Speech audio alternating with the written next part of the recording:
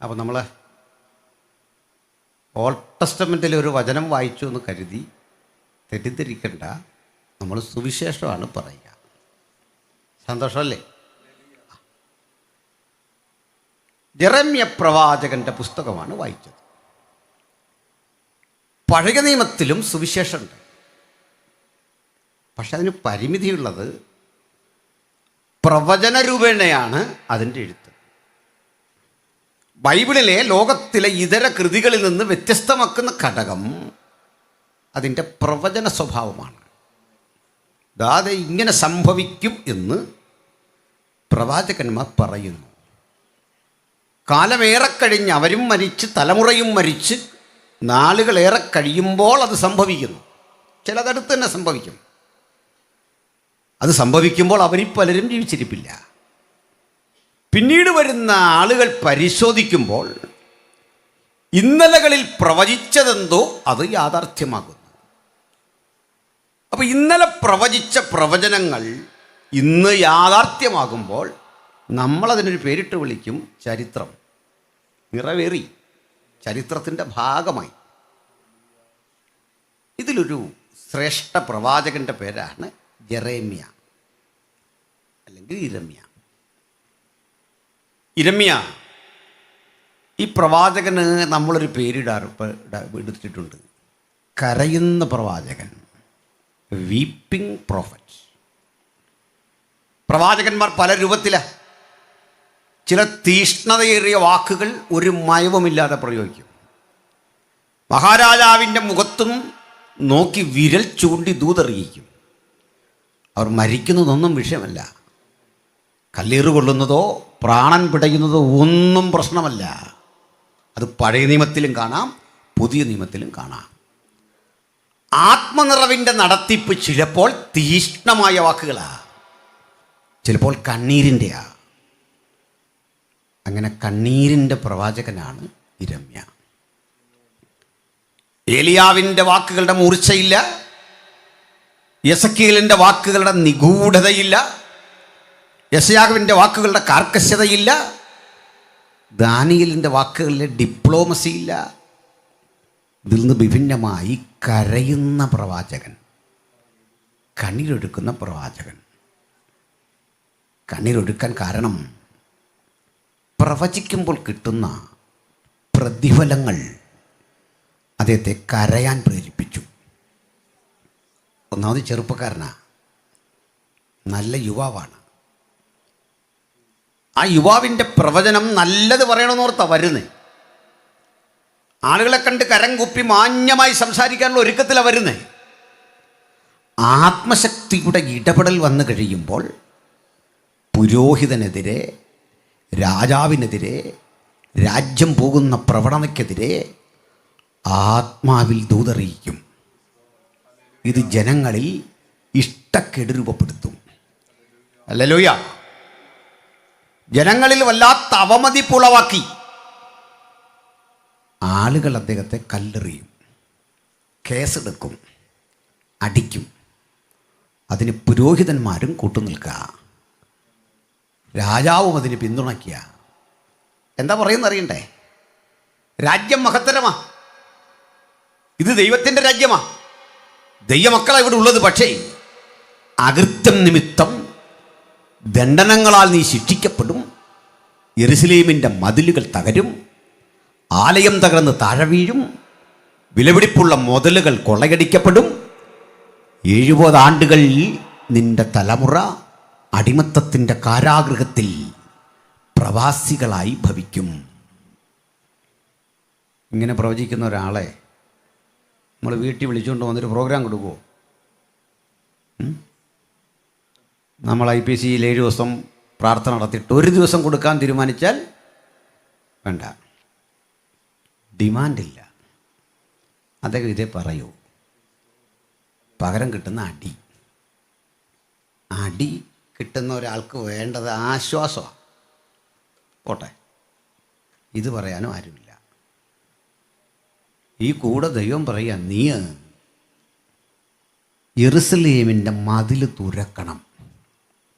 നിസാര പണിയല്ല. ഒരു കല്ലിൻ്റെയൊക്കെ വലിപ്പം എന്താ? ഇതിനകത്തൊരു സുഷിരമുണ്ടാക്കി ഞെരുങ്ങി അതുവഴി പോകാൻ പാകത്തിനൊരു വഴി ഉണ്ടാക്കണം. ആ വഴിയിലൂടെ നീ പകലും രാത്രിയും ജനം കാണുക യാത്ര ചെയ്യണം. നിന്റെ ഭാണ്ഡം നിന്റെ മീതെ ഉണ്ടാകണം. ഞെരുങ്ങിപ്പോണം. കാണുന്നവരൊക്കെ ഓർത്ത് ഈ മനുഷ്യൻ എന്ത് പറ്റി ഇത്രയും വിശാല വഴി കിടക്കുക, ഇയാൾ ഈ സുഷിരം വഴി കിടക്കുക, ഞെരുങ്ങിപ്പോവുക. ഭക്ഷണമില്ല. അദ്ദേഹം ഭക്ഷിക്കുന്ന ഭക്ഷണത്തിൻ്റെ അളവിനെ പറ്റി പറയാം, ഞെരുക്കത്തിൻ്റെ അപ്പം. ഈ ഒരു വാക്ക് നമ്മൾ കേട്ടിട്ടുണ്ട്, പലർക്കും അതിൻ്റെ അർത്ഥം അറിയില്ല.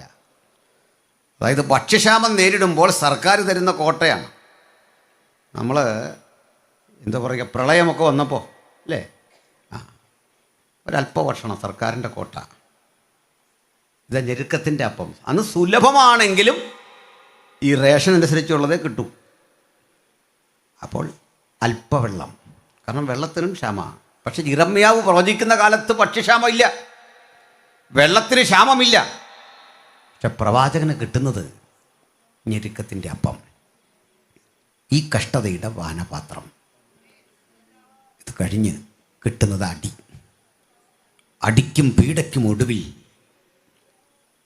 രാജാവ് അദ്ദേഹത്തെ ദൂത് അറിയിക്കാൻ ഈ വാക്കുകളൊക്കെ കേട്ടിട്ട് കൊണ്ടുവരിക. സിദെക്കീയാവെന്ന രാജാവിൻ്റെ മുഖത്ത് നോക്കി യിരെമ്യാവ് ദൂതറിയിക്കുമ്പോൾ പശൂർ എന്നറിയപ്പെടുന്നൊരു പുരോഹിതനരികിൽ നിൽപ്പുണ്ട്. പുരോഹിതനാ, പ്രമാണം പഠിച്ചവൻ വന്ന് ചെകിടത്തടിച്ചിട്ട് ചോദിക്കുക, നീ ഉപയോഗിച്ചൊരു പദമുണ്ടല്ലോ യിരെമ്യാവേ, യഹോവയുടെ ആത്മാവെന്ന്. ഇവിടെ വേറെ പ്രവാചകന്മാരുണ്ട്, അവരെ ആരെ അറിയിക്കാതെ ആത്മാവ് ഏത് വഴിക്കാ നിന്റെ ഉള്ളിൽ വന്നേ? അടികൊള്ളുക, വേദനിക്കുക, ഒടുക്കം ജയിലറയ്ക്കുള്ളിൽ ഇടുക. കുണ്ടറ എന്നതിന് പറയുന്നത്. ആ ജയിലറയിൽ കൊണ്ടിടുക. ജയിലറയിൽ കൊണ്ടിട്ടപ്പോൾ നമ്മളാണെങ്കിലും ഇത്തരം ചില അനുഭവങ്ങൾ ഇത് കടന്നു പോകുമ്പോഴേ അതിൻ്റെ പ്രശ്നം മനസ്സിലാവും അല്ലേ. അതിനാണ് നമ്മൾ കണ്ടിട്ടുണ്ട് ഈ രാഷ്ട്രീയക്കാരെയൊക്കെ പോലീസ് അറസ്റ്റ് ചെയ്യുന്നതിന് മുമ്പ് ഭയങ്കര വീരവാദമാണ്. പക്ഷെ ജയിലിൽ കൊണ്ടിട്ടാൽ ഉടൻ കോടതി ജാമ്യം കൊടുക്കണമെന്നറിയാൻ ഇവനെ വിളിച്ച് ഈ സെല്ലിനകത്ത് നിർത്തി ഒരു ചോദ്യം ചോദിക്കും, ജാമ്യം കൊടുക്കാവില്ലയോ? അപ്പോൾ കേസിൻ്റെ ഗൗരവം അനുസരിച്ച് DYSPയോ ചാർജുള്ള ഉദ്യോഗസ്ഥൻ പറയും, സാർ കൊടുക്കാൻ പറ്റില്ല. ഇവൻ പോവും. ഇത് കേട്ടാലും കേട്ടില്ലെങ്കിലും കോടതിക്ക് കൊടുക്കാതിരിക്കാം. കോടതിയുടെ മാത്രം റൈറ്റാണത്, മൊണോപ്പൊളിയാണത്. അങ്ങനെ രാജ്യ നിയമം. കോടതിക്ക് വിശ്വാസം ഉണ്ടെങ്കിൽ തരും, ഇല്ലെങ്കിൽ തരത്തില്ല, അത്രേ ഉള്ളൂ. അതിനാർക്കും ചോദിക്കാൻ പറ്റില്ല എങ്ങനെ കാര്യമൊന്നും. ശരിക്കും പറഞ്ഞാൽ ഇത് അപ്പോൾ വക്കീലൊരു തന്ത്രം പറഞ്ഞു തരും, നീ അവിടെ ബോധം കെട്ടുന്ന വീണാൽ മതി. വക്കീലന്മാരാരുണ്ട്, ക്ഷമിക്കണം, സംഭവം ഇത്രേ ഉള്ളൂ. അല്ല അവർക്കൊരു കുഴപ്പമില്ല. ഈ വീഴുന്നവനൊരു കുഴപ്പമില്ലെന്ന് അവനും അറിയാം, പിശാചിനും അറിയാം, ദൈവത്തിനും അറിയാം, പ്രതിപക്ഷ നേതാവിനും അറിയാം, മുഖ്യമന്ത്രിക്കും അറിയാം. ഇവനാരെ പേടിച്ചെന്നറിയണ്ടേ? നിയമം നേരെ കൊണ്ടവിടും.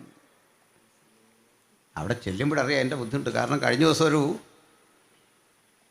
ഒരു ജയിലിലൊരു മനുഷ്യനെ ഇട്ടു, പ്രതിയാക്കി സംശയിച്ചു കൊണ്ടിട്ടു.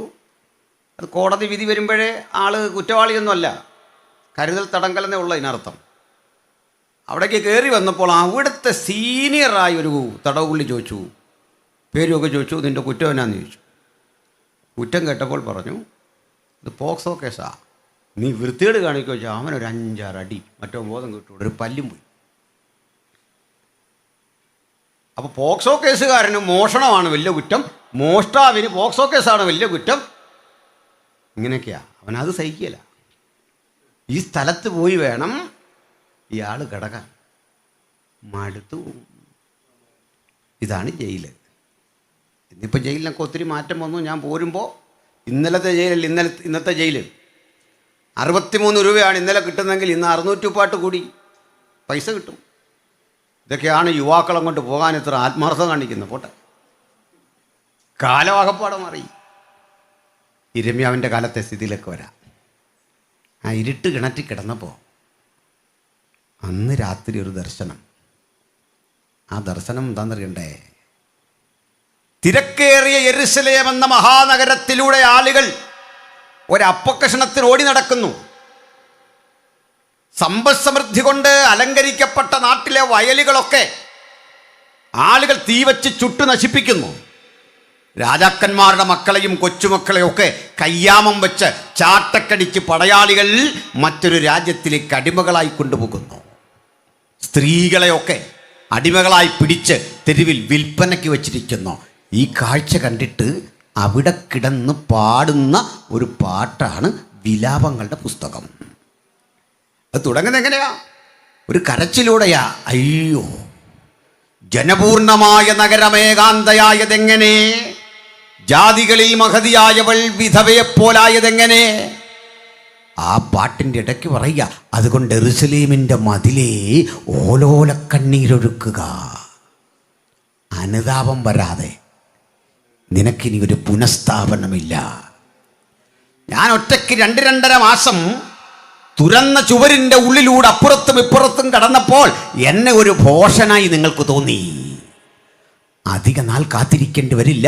ഈ മതിലപ്പാടെ തകർത്ത് ഒരു ശത്രു ഇരമ്പിക്കയറി വരും. അവൻ വന്ന് മുച്ചൂടും ഇടിച്ച് നശിപ്പിച്ച് ഈ നാടിനെ മുഴുവൻ തകർത്ത് തരിപ്പണമാക്കി സുഖലോലുപതയിൽ കഴിയുന്ന നിന്റെ കൈകൾക്ക് ചങ്ങല ധരിപ്പിച്ച് ചാട്ടവാറിനടിപ്പിച്ച് പ്രതാപശാലിയായി കഴിഞ്ഞ നീ മറ്റൊരു രാജ്യത്ത് എന്ന് അടിമയായി 70 കൊല്ലം പാർക്കും. ഇതാ യിരെമ്യാവ് പ്രവചിച്ച പ്രവചനത്തിൻ്റെ ആകത്തുക. ഇത് കഴിഞ്ഞു. മനുഷ്യൻ ഇതൊന്നും കേട്ടിട്ട് മാനസാന്തരമില്ല.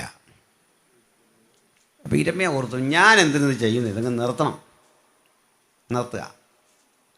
യിരെമ്യാവ് നിർത്താൻ തീരുമാനിച്ചു. പ്രവചിക്കുന്നില്ലെന്ന് കണ്ടപ്പോൾ അന്ന് ശരീരത്തിനാകെ പ്രശ്നം.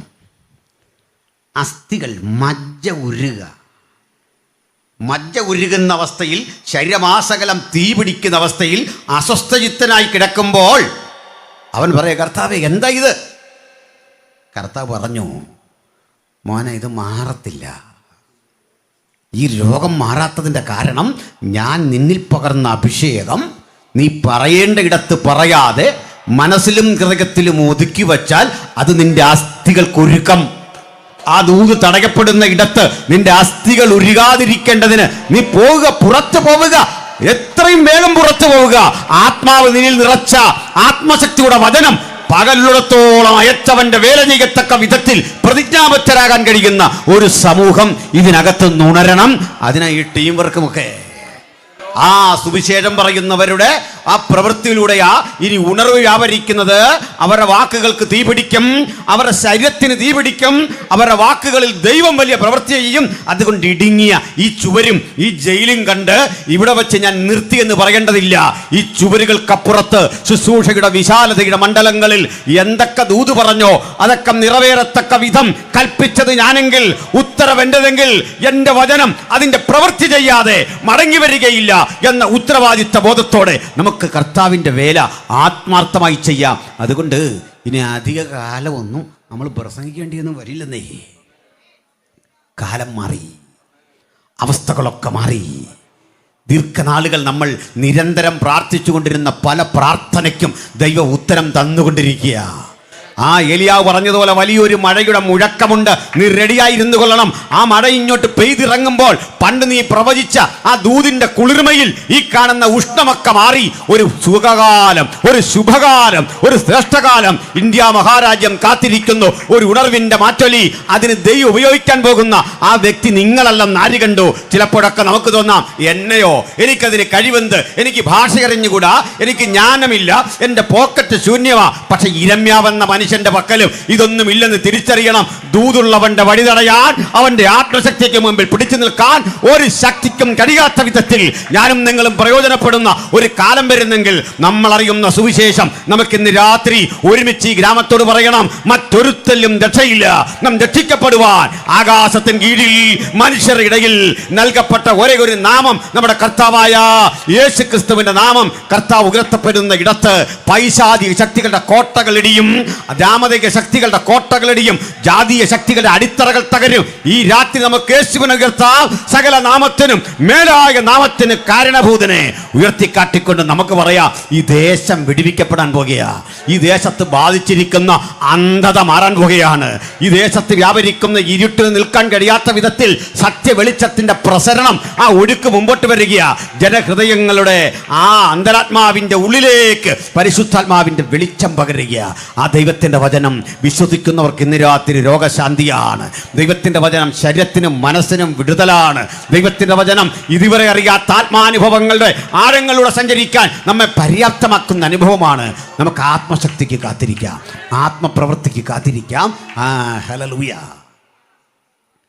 അപ്പോൾ പ്രസംഗിച്ചാൽ ജയില്, പ്രസംഗിച്ചില്ലെങ്കിൽ അസ്ഥികൾക്ക് ഒരുക്കം, ജീവിക്കാൻ വയ്യാത്തൊരവസ്ഥയാണ് അല്ലേ? അതാണ് നമ്മുടെ വിളിയുടെ സവിശേഷതയാണ്. ഈ അസ്വസ്ഥതകളാണ് ഉണർവിനെ ഉൽപ്പാദിപ്പിക്കുന്നത്. ഉണർവിനെ ഉൽപ്പാദിപ്പിക്കുന്ന ഇന്ധനപ്പുരയുടെ പേരാണ് കാരാഗൃഹം.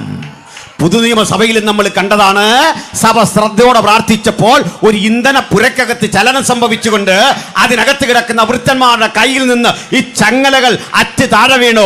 അവർ വിളിച്ചു പറയാ, നിനക്കൊരു ദോഷവും വരുത്തരുത്, ഞങ്ങളിവിടെ ഉണ്ട്.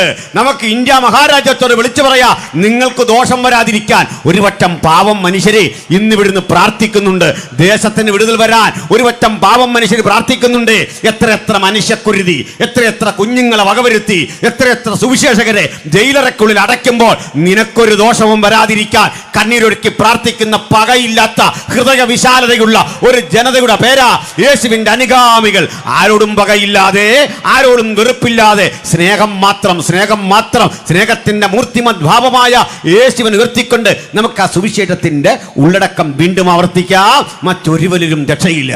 നാം രക്ഷിക്കപ്പെടുവാൻ ആകാശത്തിന് കീഴിൽ മനുഷ്യരുടെ ഇടയിൽ നൽകപ്പെട്ട ഏകനാമം നമ്മുടെ കർത്താവായ യേശു ക്രിസ്തുവിൻ്റെ നാമം. ഹല്ലേലൂയ. Praise the Lord. പ്രിയപ്പെട്ടവരെ, ഈ യിരെമ്യാവ് ഇവിടെ എല്ലാം നശിക്കും, തകരും, നിങ്ങളെ പിടിച്ചോണ്ട് പോകും എന്നൊക്കെ പറഞ്ഞിട്ട് ആ ദൂതനോട് പൊരുത്തമില്ലാത്തൊരു പ്രവൃത്തി, അത് നമ്മൾ ഇന്ന് വായിച്ച വാക്യം, അതിൻ്റെ പശ്ചാത്തലം അതാ.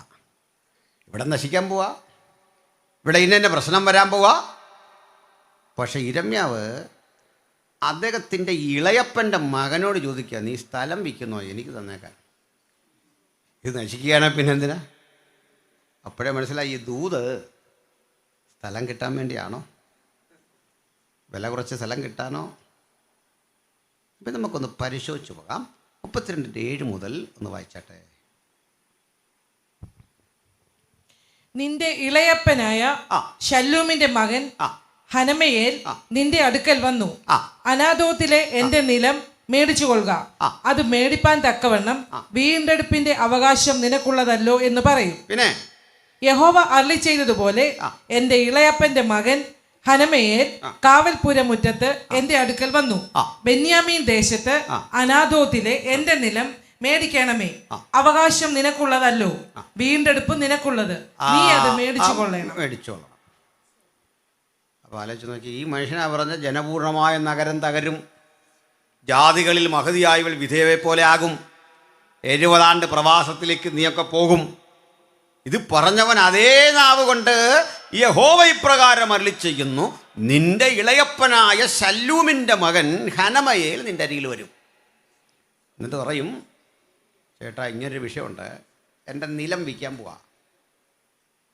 അപ്പോൾ ഇസ്രായേലിലൊരു രീതിയുണ്ട്, ഒരുവനൽപ്പം പുരയിടമോ അങ്ങനെ എന്തെങ്കിലും വിൽക്കണം എന്നുണ്ടെങ്കിൽ ആദ്യം അത് സ്വന്തം ഗോത്രത്തിൽപ്പെട്ട ആരെങ്കിലും ഏറ്റവും അടുത്ത ചാർച്ചയിൽപ്പെട്ട വീട്ടിലുള്ളവർ വാങ്ങുന്നതാണ് സന്തോഷം.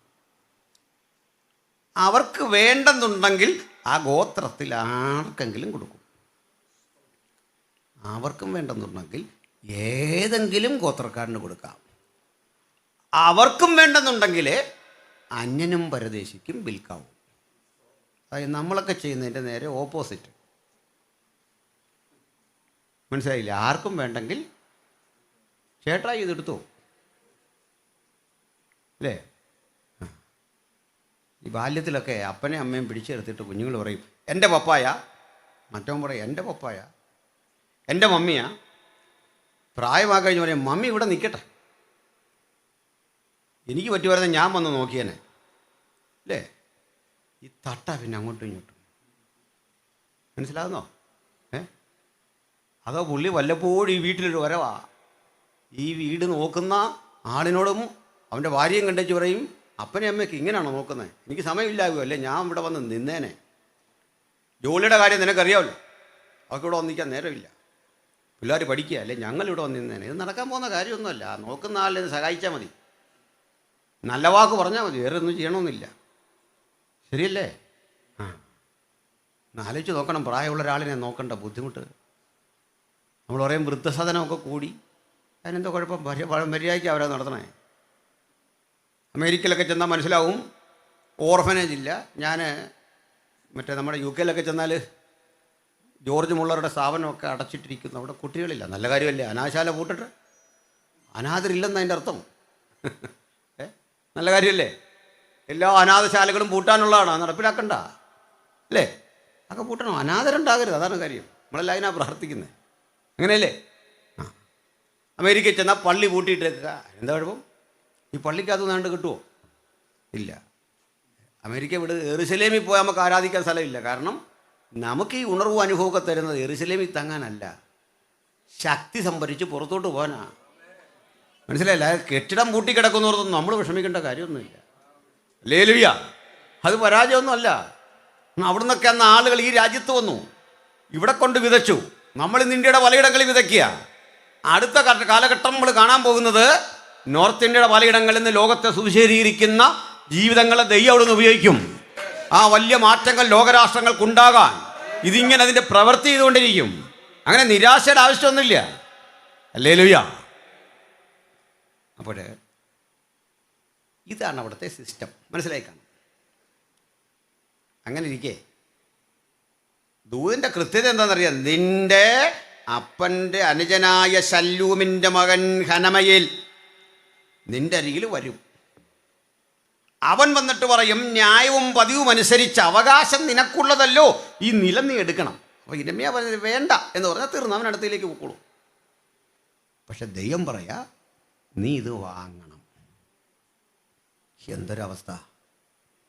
ഞാൻ പ്രവചിച്ചതൊക്കെ ഇവിടെ ഒന്നും നടക്കില്ല, ഇവിടെ ഒന്നും വിജയിക്കില്ല. നാട്ടുകാരുടെ ഈ ദൂതെല്ലാം പറഞ്ഞിട്ട് ഞാൻ സ്ഥലം വാങ്ങിച്ചോളാൻ അവിടെ. ദൈവം പറഞ്ഞേക്കുന്നത് ഈ വിചിത്രമായ ദൂതിൻ്റെ അർത്ഥം എന്താ? അതിനൊക്കെ തന്ത്രലീനമായ വലിയൊരു പൊരുളുണ്ട്. അകത്തും പുറത്തുമിരുന്ന് വചനം കേൾക്കുന്ന നിങ്ങളുടെ ഉള്ളം തുറക്കാൻ ഞാൻ ദൈവാത്മാവിനോട് പ്രാർത്ഥിക്കുകയാണ്. കാരണം ഈ ദൂതിൻ്റെ ഉള്ളടക്കം അത്ര ശക്തിയാണ്. ചിലപ്പോഴൊക്കെ നമുക്ക് വിപരീത കാലാവസ്ഥയിൽ ദൈവം പറയുന്ന ദൂതിൻ്റെ അർത്ഥം യുക്തി കൊണ്ട് വിവേചനം ചെയ്യരുത്, ആത്മാവിൽ അതിനെ തിരിച്ചറിയണം.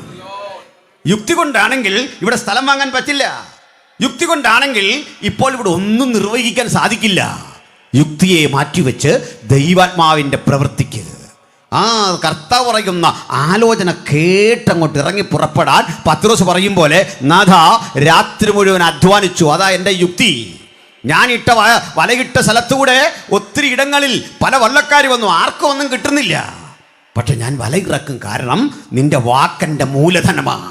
പറഞ്ഞത് നീയാണെങ്കിൽ, ആലോചന നിന്റെ ആണെങ്കിൽ, ഞാൻ യുക്തിബോധത്തെ മാറ്റിവെച്ച്, തീരുമാനങ്ങളെ മാറ്റിവെച്ച്, അധ്വാനവും ക്ഷീണവും മാറ്റിവെച്ച് ആ വലയിറക്കാൻ പോകുക. കാരണം എനിക്കറിയാം നിന്നോടുകൂടെ ചേർന്ന നാൾ മുതൽ നിന്റെ വാഗ്ദത്തത്തിൻ്റെ ശക്തി എന്താ, നിന്റെ വാക്കുകളുടെ വീര്യം എന്താ, ഞാൻ പ്രാർത്ഥിച്ചപ്പോൾ, ഞാൻ ആഗ്രഹിച്ചപ്പോൾ നീ തന്ന മറുപടിയുടെ ആക്കം എന്താ, അതിൻ്റെ ശക്തിയും ബലവും എന്താണെന്ന് എനിക്ക് ബോധ്യപ്പെട്ടിട്ടുണ്ട്. അതുകൊണ്ട് നിന്റെ വാക്കിന് ഞാൻ വലയിറക്കും.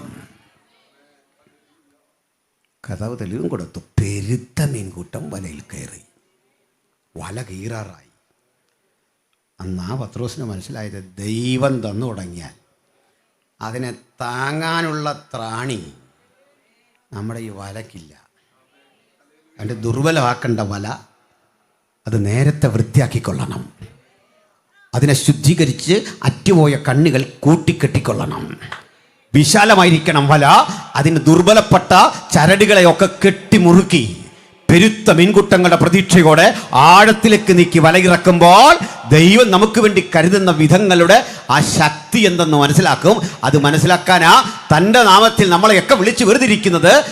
അപ്പോൾ നമ്മുടെ യുക്തിവിചാരങ്ങൾക്ക് ഒരു താൽക്കാലിക അവധി ഈ കാര്യത്തിൽ മാത്രം. ദൈവത്തിൻ്റെ ആലോചനയ്ക്ക് മുമ്പിൽ അത് നമുക്കൊണ്ട് മാറ്റിവെക്കാം. യുക്തിയൊക്കെ വേണം. അപ്പോൾ അടുത്ത് സംഭവിക്കുന്നേ, രണ്ട് വിധ ആധാരങ്ങൾ എഴുതിച്ചു എന്നാണ്. അവിടെ ഒരു പ്രോപ്പർട്ടിക്ക് രണ്ട് ആധാരമുണ്ട്. ഒരെണ്ണം തുറന്നിരിക്കുന്നതും ഒന്ന് അടഞ്ഞിരിക്കുന്നതും. ഇങ്ങനെയാണ് പ്രയോഗം. മനസ്സിലാകുന്നുണ്ടോ? അതെന്തെന്ന് ഞാൻ പറയാം. ബൈബിളിലുണ്ടോ എന്നൊന്ന് വായിക്കാം. താഴോട്ട് വായിച്ചിട്ട് ബാക്കി വായിക്കാം. നീ അത് മേടിച്ചു കൊള്ളണം എന്ന് എന്നോട് പറഞ്ഞു. അത് യഹോവയുടെ അരുളപ്പാട് എന്ന് ഞാൻ ഗ്രഹിച്ചു. അങ്ങനെ ഞാൻ ഇളയപ്പന്റെ മകൻ ഹനമയേലിനോട് അനാഥോത്തിലെ നിലം മേടിച്ചു. വില 17 ശേക്കൽ വെള്ളി തൂക്കിക്കൊടുത്തു. 17 ശേക്കൽ വെള്ളി വിലയായി കൊടുത്തുകൊണ്ട് തൂക്കി അത് വാങ്ങി. ആധാരം എഴുതി മുദ്രയിട്ടു സാക്ഷികളെ കൊണ്ട് ഒപ്പിടുവിച്ച ശേഷം. കണ്ടോ, ബൈബിളിലെ കാര്യങ്ങളൊക്കെ യാഥാർത്ഥ്യത്തോട് നീതി കൂടെ നന്നേ ഉണ്ട്. ഒപ്പും പരിപാടിയൊക്കെ ചുമ്മാ അങ്ങനെ ഇങ്ങനെയുള്ള കഥകളല്ലിത്. ഇത് കെട്ടുകഥകളിലാണ് എഴുതി വെച്ചിരിക്കുകയല്ല. ന്യായവും പതിവും അനുസരിച്ച് 17 ശേക്കൽ വെള്ളി അടിസ്ഥാന വിലയുണ്ട് ഭൂമിയുടെ. ആ ലാൻഡ് വാല്യൂ അനുസരിച്ച് തൂക്കി കൊടുത്തിട്ട് അനിയൻ്റെ മോനാണെന്ന് നോക്കിയില്ല, കൃത്യം പണം കൊടുത്ത് എഴുതി മുദ്ര വെച്ചു. എന്നിട്ട് ഒപ്പിടുവിച്ച ശേഷം ഞാൻ പണം അവനെ തുലാസിൽ തൂക്കിക്കൊടുത്തു. പിന്നെ ഇങ്ങനെ ന്യായവും പതിവും അനുസരിച്ച്. കണ്ടോ, അവൻ അർഹതപ്പെട്ട കൊടുത്തു. ന്യായവും പതിവും, നാട്ടുനടപ്പനുസരിച്ച്, ന്യായമനുസരിച്ച്, പതിവനുസരിച്ച് അവന് കൊടുത്തു. പിന്നെ മുദ്രയിട്ടിരുന്നതും തുറന്നിരുന്നതുമായ ആധാരങ്ങൾ ഞാൻ വാങ്ങി. രണ്ട് വിധ ആധാരം വാങ്ങി. തുറന്നിരുന്നതും മുദ്രയിട്ടതും. ഇത് ഞാൻ സാറിന് വെളിപ്പാട് പ്രസംഗിക്കുമ്പോൾ ഈ മുദ്ര ഭേദിക്കാൻ ആരെയും കണ്ടില്ല, ആ വചനം പറയുന്നിടത്ത് ചേർത്ത് പറയുന്നൊരു ഭാഗമാണ്. അതിൻ്റെയൊക്കെ ഉത്തരം അവിടെ കിടപ്പുണ്ട്, എന്തുകൊണ്ട് കണ്ടില്ലെന്നൊക്കെ ഉണ്ട്. എന്താണെന്നറിയണ്ടേ? ഒരപ്പന് 8ഉം 10ഉം മക്കളൊക്കെ അല്ലേ അന്ന്.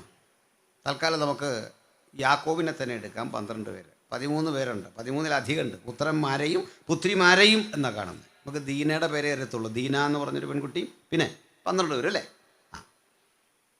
അപ്പോൾ ഇതിലെ 12 പേരെടുക്കാം. ഇവർക്ക് അവകാശം വിഭജിച്ചു കൊടുക്കുമ്പോൾ അപ്പൻ ഇതെല്ലാം നേരത്തെ എഴുതി റെഡിയാക്കി വെക്കും. അപ്പൻ മാത്രമല്ല, നമ്മളിതൊക്കെ ചെയ്തു വെച്ചോളാം, അല്ലെ പിള്ളേർ തമ്മിൽ പ്രശ്നം ഉണ്ടാവും. ഉള്ള സ്നേഹം കളയരുത്. അല്ലെ ഒരു കൊച്ചു പറയും, പപ്പ ഇതൊക്കെ എനിക്ക് തരാമെന്ന് പറഞ്ഞിരുന്നു, വാക്കാൽ പറഞ്ഞതാണ്, കണ്ണിക്കാൻ പറ്റും, വലിയ വിഷയമാകും. അതുകൊണ്ട് നല്ല ബോധമുള്ളപ്പോൾ ഇതങ്ങ് ചെയ്തു വെച്ചോണം. ഇത് വലിയ പ്രശ്നമാണ്. ഇതെല്ലാം എഴുതിയിട്ട് ഇത് ചുരുട്ടി ഒന്നുകിൽ ഒരു മൺകുടത്തിനുള്ളിലോ അതല്ലെങ്കിൽ ഒരു തുകൽ പാത്രത്തിനുള്ളിലോ ആക്കി അത് ചുറ്റിക്കെട്ടുന്നതിന് തന്നെ രീതിയുണ്ട്. ക്ലോക്ക് വൈസിലും ആൻറ്റി ക്ലോക്ക് വൈസിലും ചുറ്റണം.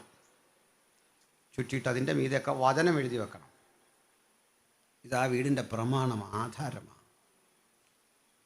ഈ ആധാരത്തിന് ജൂതനൊരു ഭാഷ പറയും, മെസ്സൂസ. എന്താ പറയുന്നത്? മെസ്സൂസ. അപ്പം മലയാളത്തിൽ അത് പരിഭാഷപ്പെടുത്തി അത് നശിപ്പിച്ച് വെച്ചിരിക്കുക. മുമ്പ് മലയാളത്തിൻ്റെ ഗുണം പറഞ്ഞെങ്കിലും മലയാളത്തിൽ കിടക്കുക ഗൃഹബിംബം. ഗൃഹബിംബം എന്നൊരു 2 പദമുണ്ട്. ടെറാഫീമുണ്ട്, അത് വിഗ്രഹമാണ്. മെസൂസയുണ്ട്, അത് വിഗ്രഹമല്ല. അതായത് നമ്മുടെ റാഹേൽ അപ്പൻ്റെ ഇന്ന് അടിച്ചു മാറ്റിക്കൊണ്ട സാധനമാണ്. എന്തെന്നാ? മെസൂസ. അതായത് ഈ ആധാരം. എൻ്റെ വൈഫിൻ്റെ പേര് റാഹേൽ എന്ന, റേച്ചൽ എന്നാ. ഞാൻ കൂടുതൽ പ്രസംഗിച്ച അവക്കെന്തോ തോന്നുന്നു, അതുകൊണ്ട് ഞാൻ ആ വിഷയെ വിട്ടു. മെസൂസ എന്താണെന്ന് മനസ്സിലായില്ലേ? അപ്പൻ്റെ ആധാരം അടിച്ചു മാറ്റി കൊണ്ടുവരിക, അല്ല വിഗ്രഹത്തിൻ്റെ മീതെ കയറിയിരുന്നല്ല. ഇതെങ്ങനെയാണ് പ്രയോജനപ്പെടുന്നത്? പറയാം. ഇതിൻ്റെ ഉള്ളിൽ രഹസ്യമാണ്, പക്ഷേ അത് സൂക്ഷിച്ചു വെക്കാറില്ല, അത് പരസ്യമാക്കി വെക്കുക.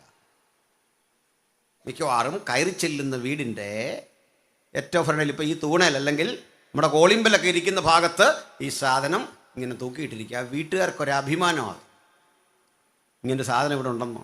എൻ്റെ അർത്ഥം ഇതേ കുലീനത്തോളൊരു കുടുംബമാണ്, തലമുറയായി മെസൂസ ഉള്ള വീടാണെന്ന്.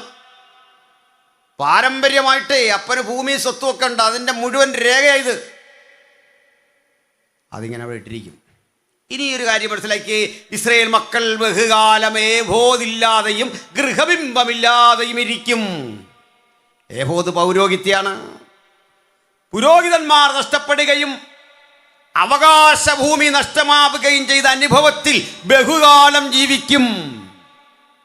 ഇതതിൻ്റെ അർത്ഥം. ഇനി ഇതിൽ സകലതും ഉണ്ട്, എഴുതി വെച്ചിരിക്കുക. ഇതെപ്പോഴാണ് തുറക്കുന്ന അറിയണ്ടേ? അടഞ്ഞിരിക്കുന്ന ആധാരം. അപ്പൻ്റെ മരണം കഴിഞ്ഞ് 12 മക്കൾ ഒത്തുകൂടും. ഈ വീട്ടിലെ ഒരു കുലപതി, ഒരു കാരണവരോ നാട്ടുപ്രമാണിയോ ഈ കുടുംബത്തിൻ്റെ ഒരു മേധാവിയോ ഈ കർമ്മങ്ങളെല്ലാം കഴിഞ്ഞ് ഈ മെസൂസ തുറക്കാൻ പോവാം. അത് നമ്മുടെ നാട്ടിലെ പോലെ ഈ ശവസംസ്കാരം വെച്ച് നീട്ടുന്ന പണിയില്ല. മരിച്ചവരെ എത്രയും പെട്ടെന്ന് നടക്കും.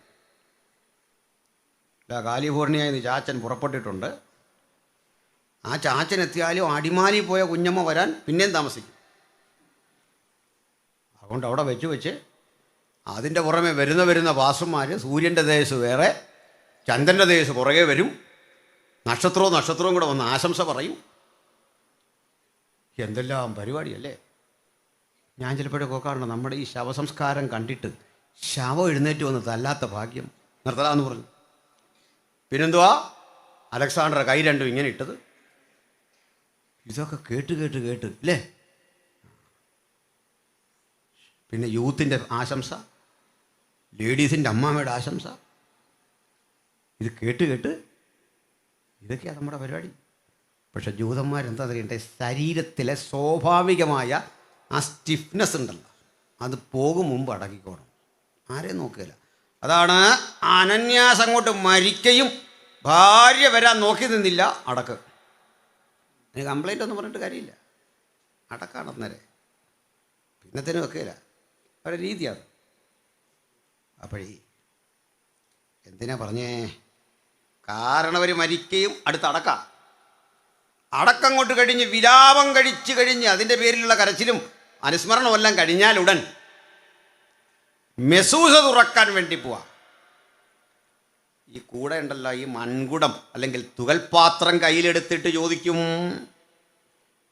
പേരും വീട്ടുപേരും തണ്ടപ്പേരും ഒക്കെ വിളിച്ചു പറഞ്ഞിട്ട് പറയും, ഇന്നയാളുടെ നാമധേയത്തിലുള്ള ഇന്ന പുരയിടങ്ങളെക്കുറിച്ചുള്ള, അദ്ദേഹത്തിൻ്റെ കാളകളെക്കുറിച്ചുള്ള, അദ്ദേഹത്തിൻ്റെ കുതിരകളെക്കുറിച്ചുള്ള, ആസ്തിയെക്കുറിച്ചുള്ള ആകത്തുക അദ്ദേഹത്തിൻ്റെ ആർക്കൊക്കെ കൊടുക്കുന്നു, അദ്ദേഹത്തിൻ്റെ മനസ്സിൻ്റെയും ഹൃദയത്തിൻ്റെയും സന്തോഷവും ദുഃഖവും ഒക്കെ അതിലുണ്ട്.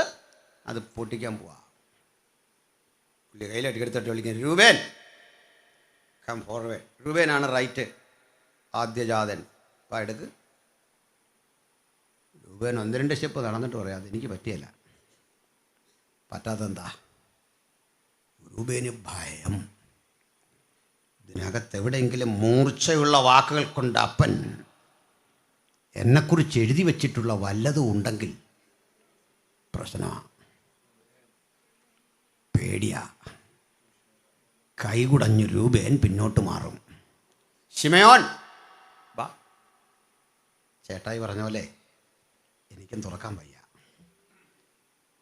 രൂപേനും ശിമയോനും ഇല്ല. ലേവി പറ്റില്ല. 12 പേരെയും വിളിക്കുമ്പോൾ 12 പേരും അങ്ങ് മാറുക. മാറിക്കഴിയുമ്പോൾ ആരുമില്ല. അപ്പോൾ അദ്ദേഹം ചോദിക്കും, ഇത് ഇനി ആരെങ്കിലും അവകാശികളുണ്ടെങ്കിൽ മുമ്പോട്ട് വരാം, നമ്മൾ തുറക്കാൻ പോവാ. ആരുമില്ല. കാരണം അപ്പനോട് ഇടപെട്ട രീതി കൊണ്ട്, അനുഗ്രഹമോ ശാപമോ എന്നറിവില്ലാത്തത് കൊണ്ട് ഇതിലെ എഴുത്ത് വായിക്കാൻ ഭയം. ഇതാ പുസ്തകം തുറപ്പാൻ യോഗ്യനായി. ആരെയും കണ്ടില്ല. ഹല്ലേലൂയ. ആരെയും കാണാതെ വന്നപ്പോൾ തൻ്റെ ഇഷ്ടം നിർവഹിക്കുന്ന ദൈവപുത്രൻ മുമ്പോട്ട് വരുന്ന കാഴ്ച കണ്ട് മൂപ്പന്മാരിൽ ഒരുത്തൻ പറയാ, കരയണ്ട. ഏത് ഗ്രന്ഥച്ചുരുളും തുറക്കാൻ അധികാരത്തോടെ പിതാവിന്റെ വാത്സല്യപുത്രൻ ജയം പ്രാപിച്ചിരിക്കുന്നു. അവന്റെ രക്തത്താൽ നമ്മളും ജയിച്ചിരിക്കുക. ഏത് ശാപവും നീങ്ങിപ്പോകുന്ന, ഏത് വേദനകളും നീങ്ങിപ്പോകുന്ന രക്തമുഖാന്തിരം ജയമെടുത്തുകൊണ്ട് നമ്മൾ സ്വായത്തമാക്കിയ ആ ദൈവകൃപ കൊണ്ട് പറയാ, ഞങ്ങൾ ഭയക്കുന്നില്ല. കാരണം ഇതിനകത്ത് ഒരു ശാപവും ഞങ്ങൾക്ക് ഭവിക്കാത്ത വിധം ഇപ്പോൾ ക്രിസ്തു യേശുവിലുള്ളവർക്ക് ഒരു ശിക്ഷാവിധിയുമില്ല. സകല ശിക്ഷകളെയും റദ്ദ് ചെയ്യുന്ന നസ്രായനായ യേശുവിന്റെ രക്തം, അവന്റെ പുത്രനായ യേശുവിന്റെ രക്തം സകല പാപവും പോക്കി നമ്മെ ശുദ്ധീകരിക്കുന്നു. അവന്റെ രക്തത്തിൽ നമുക്ക് അതിക്രമങ്ങളുടെ മോചനം എന്ന വീണ്ടെടുപ്പുണ്ട്. ആ വീണ്ടെടുപ്പ് കരഗതമാക്കാൻ ഒരാളെങ്കിലും ബാക്കി നിൽക്കുന്നുണ്ടെങ്കിൽ നിനക്കെതിരെ ചമയ്ക്കപ്പെട്ട രേഖകൾ അപ്രസക്തമാക്കിക്കൊണ്ട്, ഭയം തോന്നുന്ന മണ്ഡലങ്ങളെ മുഴുവൻ അപ്രസക്തമാക്കിക്കൊണ്ട് ജയാളിയായി നിന്നെ നടത്താൻ കഴിയുന്ന സർവശക്തന്റെ പുത്രൻ ഇന്ന് നമ്മുടെ മധ്യത്തിലുണ്ട്. അതുകൊണ്ട് ആർപ്പ് വിളിക്കുന്ന സ്വർഗീയ ജീവികൾ പറയാ, അറുക്കപ്പെട്ട കുഞ്ഞാടേ നിനക്ക് മഹത്വം. നീ അറുക്കപ്പെട്ടു. നിന്റെ രക്തം കൊണ്ട് സകല ഗോത്രത്തിലും ജാതിയിലും ഭാഷയിലുമുള്ള ഞങ്ങളെ ദൈവത്തിനായി വിലയ്ക്ക് വാങ്ങി. ഹല്ലേലൂയ. അപ്പം മെസൂസയുടെ പവർ മനസ്സിലായി. ഇതാ ഈ സാധനം. അപ്പോൾ പിന്നെന്ത് ചെയ്യും? അപ്പോൾ പിന്നെ എങ്ങനെ വീതം വെക്കും? മക്കൾക്കിടയിൽ അപ്പോൾ ഒരു ധാരണയുണ്ടാവും. ഇന്നത് നിനക്ക്, ഇന്നത് ഇന്നാർക്ക്. സമ്മതിക്കുകയല്ലത് കണ്ടാൽ പറയും, അപ്പം നമുക്ക് മെസൂസ. അയ്യോ വേണ്ട. അപ്പോൾ ഈ നാട്ടുപ്രമാണി വീണ്ടും ഒന്നുകൂടി തൂവൽ കൊണ്ട് ചുറ്റിയിട്ട് പറയും, ഇതെന്നേക്കും ഇനി അടഞ്ഞിരിക്കുന്നൊരു പ്രമാണം. തുറക്കാൻ വയ്യ. പിടി കിട്ടിയോ? അടഞ്ഞിരുന്നോട്ടെ. പിന്നെ അത് തുറക്കുന്നതിനുള്ള ശാപമെല്ലാം പുള്ളി അതിൽ എഴുതിയിട്ട് വീണ്ടും ചുറ്റും. അടച്ചു വച്ചിരിക്കുന്ന ഇതിനെ ഇനി തുറക്കാൻ ശ്രമിക്കുന്നവൻ ശപിക്കപ്പെട്ടവൻ എന്ന് സ്ഥിരീകരിച്ച് അതങ്ങ് സ്ഥിരീകരിക്കും. സ്തോത്രം. എന്നാലും ഇത് കൊണ്ടു നടക്കണം. എന്തിനാണെന്നറിയണ്ടേ? ഇത് ആരുടെ കയ്യിലിരിക്കുന്നോ ഇത് കൈകാര്യം ചെയ്തവന് അവകാശം കൂടുതൽ കിട്ടുമെന്ന്. ഇതാരാ കൈകാര്യം ചെയ്യുന്ന? ആരിത് കൊണ്ടു നടക്കും? ഞാൻ കൊണ്ടു നടക്കാം. നിനക്കൊരൽപ്പം കൂടുതൽ. അതിനാ പെങ്കൊച്ചടിച്ച് മാറ്റിക്കൊണ്ട് വന്നേ, കൂടുതൽ കിട്ടുമെന്ന് ഓർത്തു. മനസ്സിലായില്ലേ? അല്പം കൂടുതൽ കിട്ടും. ഈ സംഗതിയാ മെസൂസ. ഇനി തിരിച്ചു വരാം. തുറന്നിരിക്കുന്ന ആധാരം എന്തെന്നറിയണ്ടേ? ഇവിടുന്ന് ഒരു പുതിയ ആധാരം അങ്ങ് തയ്യാറാക്കുക. എന്നിട്ട് പറയും, മെസൂസായിൽ പറയുന്നതായി ഞങ്ങൾ മനസ്സിലാക്കും പ്രകാരം ഇന്ന സ്ഥലത്തെ ഭൂമി, അതിൻ്റെ ഇത്ര ഈന്തപ്പനകൾ, ഇത്ര നീരുറവകൾ, ഇതെല്ലാം ഇന്നാർക്ക്. ഇതാ തുറന്ന ആധാരം. ഇത് രണ്ടും ഇരമ്യാവ് ന്യായവും പതിവും അനുസരിച്ച് വാങ്ങി. കാലം കുറേ കഴിഞ്ഞ് എവിടെ പോയിട്ട് വന്നാലും ഇത് രണ്ടും കാണിച്ചെങ്കിലേ ഭൂമി നമ്മുടെ ആകൂ. നമ്മുടെ പ്രശ്നം അതല്ല. ഇതൊക്കെ കൊള്ളാം അല്ലേ ഇരമ്യാവേ? ഇതെന്താ സ്ഥിതി? ഇതാർക്ക് മേടിച്ചു കൂട്ടുക? കാരണം എന്താണെന്നറിയണ്ടേ? ഇത് മുഴുവൻ തീ പിടിക്കാൻ പോവല്ലേ? ദേവാലയം കൊള്ളകിടാൻ പോവല്ലേ? നെബൂഖദ്നേസർ നിന്നെ മറ്റൊരു രാജ്യത്തേക്ക് ജനതയെ മുഴുവൻ കൊണ്ടുപോകാൻ പോകുമ്പോൾ ഹനമയേലിൻ്റെ ഉടമസ്ഥതയിൽപ്പെട്ട നിന്റെ അവകാശഭൂമി നിനക്കെങ്ങനെ പ്രയോജനപ്പെടും? ഇതിൻ്റെ ഉത്തരവാണ് കറക്റ്റിയത്. 14 15 വാക്യം വായിച്ചാൽ ഉത്തരം കറക്റ്റ്. വായിച്ചാട്ടെ.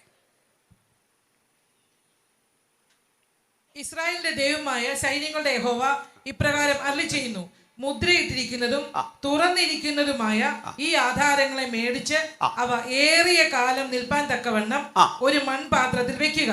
ഏറിയ കാലം നിൽപ്പാൻ തക്കവണ്ണം അതൊരു മൺപാത്രത്തിൽ വെക്കുക.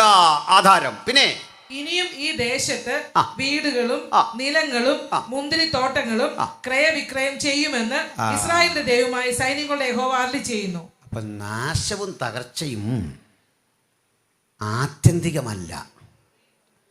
അതിനെ മുഴുവൻ പരിഷ്കരിച്ച് പണ്ട് നിങ്ങൾ എങ്ങനെ കഴിഞ്ഞുവോ അതിലും സമൃദ്ധിയിലേക്ക്, അതിലും ആനന്ദത്തിലേക്ക്, തോൽവിയിൽ നിന്ന് പാഠം പഠിച്ച പുതിയ ഇസ്രായേലായി, പ്രവാസ ജീവിതത്തിൽ നിന്ന് കരകയറിയ പുതിയ മനുഷ്യനായി, പുതിയ ജീവിതാനുഭവമായി, പുതിയ കാഴ്ചപ്പാടായി. ഇനിയും ക്രയവിക്രയം നടക്കും, ഒലിവുതോട്ടമുണ്ടാകും, മുന്തിരിത്തോട്ടമുണ്ടാകും, ആധാരങ്ങളുണ്ടാകും. അത് വീണ്ടും കൊടുക്കും, വാങ്ങും. ജീവിതം സജീവമാകുന്ന ഒരനുഭവത്തിലേക്ക് കൂട്ടിക്കൊണ്ടുവരാൻ ഞാൻ കഷ്ടതയിലായിരുന്നത് എനിക്ക് ഗുണമായി എന്ന് പറയത്തക്ക വിധം ആ നാവുകൾ തുടിക്കട്ടെ കർത്താവിന് വേണ്ടി. ആ നാവുകളും ഹൃദയവും ഒരുപോലെ തുടിക്കട്ടെ യേശുവിൻ്റെ നാമത്തിന് വേണ്ടി. എന്നെ ജീവിതത്തിൻ്റെ ഏത് പരിസ്ഥിതിയിൽ ശത്രു കൊണ്ടിട്ടോ അവിടുന്ന് തിരിച്ച് കരകയറത്തക്ക വിധം എൻ്റെ മേൽ പകരപ്പെട്ടിരിക്കുന്ന ദിവ്യാത്മാവിൻ്റെ അഭിഷേകം കൊണ്ട് ഒരു പുതിയ അനുഭവത്തോടെ എനിക്കൊരു തിരിച്ചുവരവുണ്ട്. അത്തരമൊരു കാലത്തിലാണ് ഞാനും നിങ്ങളും വന്നെത്തിയിരിക്കുന്നത്. അതുകൊണ്ട് വളരെ കൃത്യമായി ഒരാലോചന പറയാം. നമ്മൾ സമാനതകളില്ലാത്ത ഒരനുഗ്രഹത്തിലേക്ക് ഇന്ത്യയിലെ ക്രൈസ്തവ സഭ മുന്നേറിക്കൊണ്ടിരിക്കുക. ഹല്ലേലൂയ. സത്യമായ കാര്യമാണ്. അനുഗ്രഹം എന്താണെന്ന് ഞാൻ പറയാം. അത് എന്നോട് ചോദിച്ചാൽ വിചിത്രമായൊരു മറുപടി പറയുന്ന ഒരു ചോദ്യമുണ്ട്. 1-ാം നൂറ്റാണ്ട് മുതൽ നമ്മുടെ രാജ്യത്ത് സുവിശേഷമുണ്ട്. അതെന്തുവാകട്ടെ, ഇത്രയും നാളത്തെ അല്ലെങ്കിൽ 2000 വർഷത്തെ ചരിത്രത്തിൽ ക്രൈസ്തവ സഭയുടെ ഏറ്റവും നല്ല കാലം ഏതായിരുന്നു? മിഷണറിമാർ വന്ന കാലമൊക്കെ കൊള്ളാം. പക്ഷെ ഞാൻ പറയും ഇന്നാണ് ഏറ്റവും മികച്ച, അതിൻ്റെ ഗോൾഡൻ ഏജ് ഇപ്പോഴാണ്. അതെന്താ അങ്ങനെ പറയാൻ കാരണം ഇത്രേ ഉള്ളൂ. നമ്മളുടെ ഇന്ന് 1500-ലധികം ആളുകൾ ജയിലിലാണ്. അതിലൊരു 90% പേരും മലയാളികളാണ്. നമ്മുടെ മണക്കാലയിലൊക്കെ പഠിച്ച, ഷാരോണിൽ പഠിച്ച, പെനിയലിൽ പഠിച്ച, ന്യൂണ്ടിയെ പഠിച്ച, നല്ല അറിവും വിവരവും വിദ്യാഭ്യാസമൊക്കെ ഉള്ള മക്കൾ അവിടെ പോയിട്ട് സ്കൂള് നടത്തിയും പഠിപ്പിച്ചും പ്രസംഗിച്ചും ആദിവാസികളെ കുളിപ്പിച്ചും കഴുകിയും വൃത്തിയാക്കിയും അവരുടെ മക്കൾക്ക് വിദ്യാഭ്യാസം കൊടുത്തും പ്രൊമോട്ട് ചെയ്തപ്പോൾ അതിന് ഇന്ത്യ ഒരു പേരിട്ടു മതപരിവർത്തനം. ഇന്നും അറസ്റ്റ് ചെയ്യപ്പെട്ടിട്ടൊരു ദിവാസനെ ഞാൻ പോരുമ്പോൾ കണ്ട പ്രധാന വാർത്തകളിലൊന്നതാ. അകത്തിട്ടു. പലർക്കും അറിയാത്തൊരു കാര്യം, ഈ പോസ്റ്റൊക്കെ ഇടുമ്പോൾ മതപരിവർത്തനം ചെയ്യാൻ വന്നു. ആദ്യം കേട്ടു, ഈ മതപരിവർത്തനം ഇന്ത്യയിൽ നിരോധിച്ചൊരു സംഭവമല്ല. അതാ സത്യം. അതുകൊണ്ടാണ് ചില സ്റ്റേറ്റുകൾ നിയമം പാസ്സാക്കിയപ്പോൾ കോടതി എടുത്ത് ചുരുട്ടി ദൂരോട്ട് കളഞ്ഞു. അലഹബാദ് ഹൈക്കോടതി ചോദിച്ചു, ഇതെന്തോ ഈ കൊണ്ടുവരുന്നത്? ഭരണഘടനാ വിരുദ്ധമല്ലേ? ഭരണഘടനയ്ക്കെതിരായിട്ട് നമുക്ക് നിയമം ഉണ്ടാക്കാൻ ഒക്കില്ല. മനസ്സിലായോ? ഒക്കത്തില്ല. ഇന്ത്യൻ ഭരണഘടനയ്ക്കെതിരെ നമുക്ക് IPC-യിലൊരു വകുപ്പ്, ചർച്ചകൂടുകാരനൊരു വകുപ്പ് ഇവിടെ എഴുതി ചേർത്ത് നോക്കിക്കേ. അത് ദൂരക്കളെ ശരിക്കല്ല.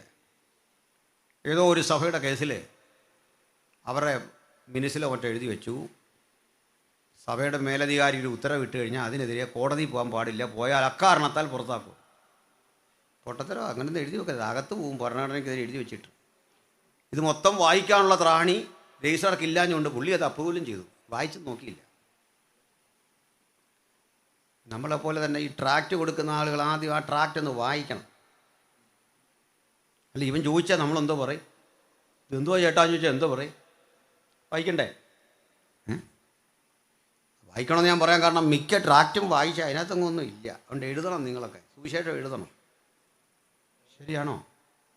ഞാനൊരു ചോദിച്ചു, ഇത് വിതരണം ചെയ്തതിൻ്റെ പേരിലാണോ നിങ്ങൾ ഈ തല്ലുന്നത്? കാരണം ഇതിനൊന്നുമില്ല. നമ്മളൊക്കെ പറഞ്ഞെങ്കിൽ ഇന്നിപ്പോൾ കണ്ടില്ല, ഒരു ബോർഡ് മായ്ച്ചു.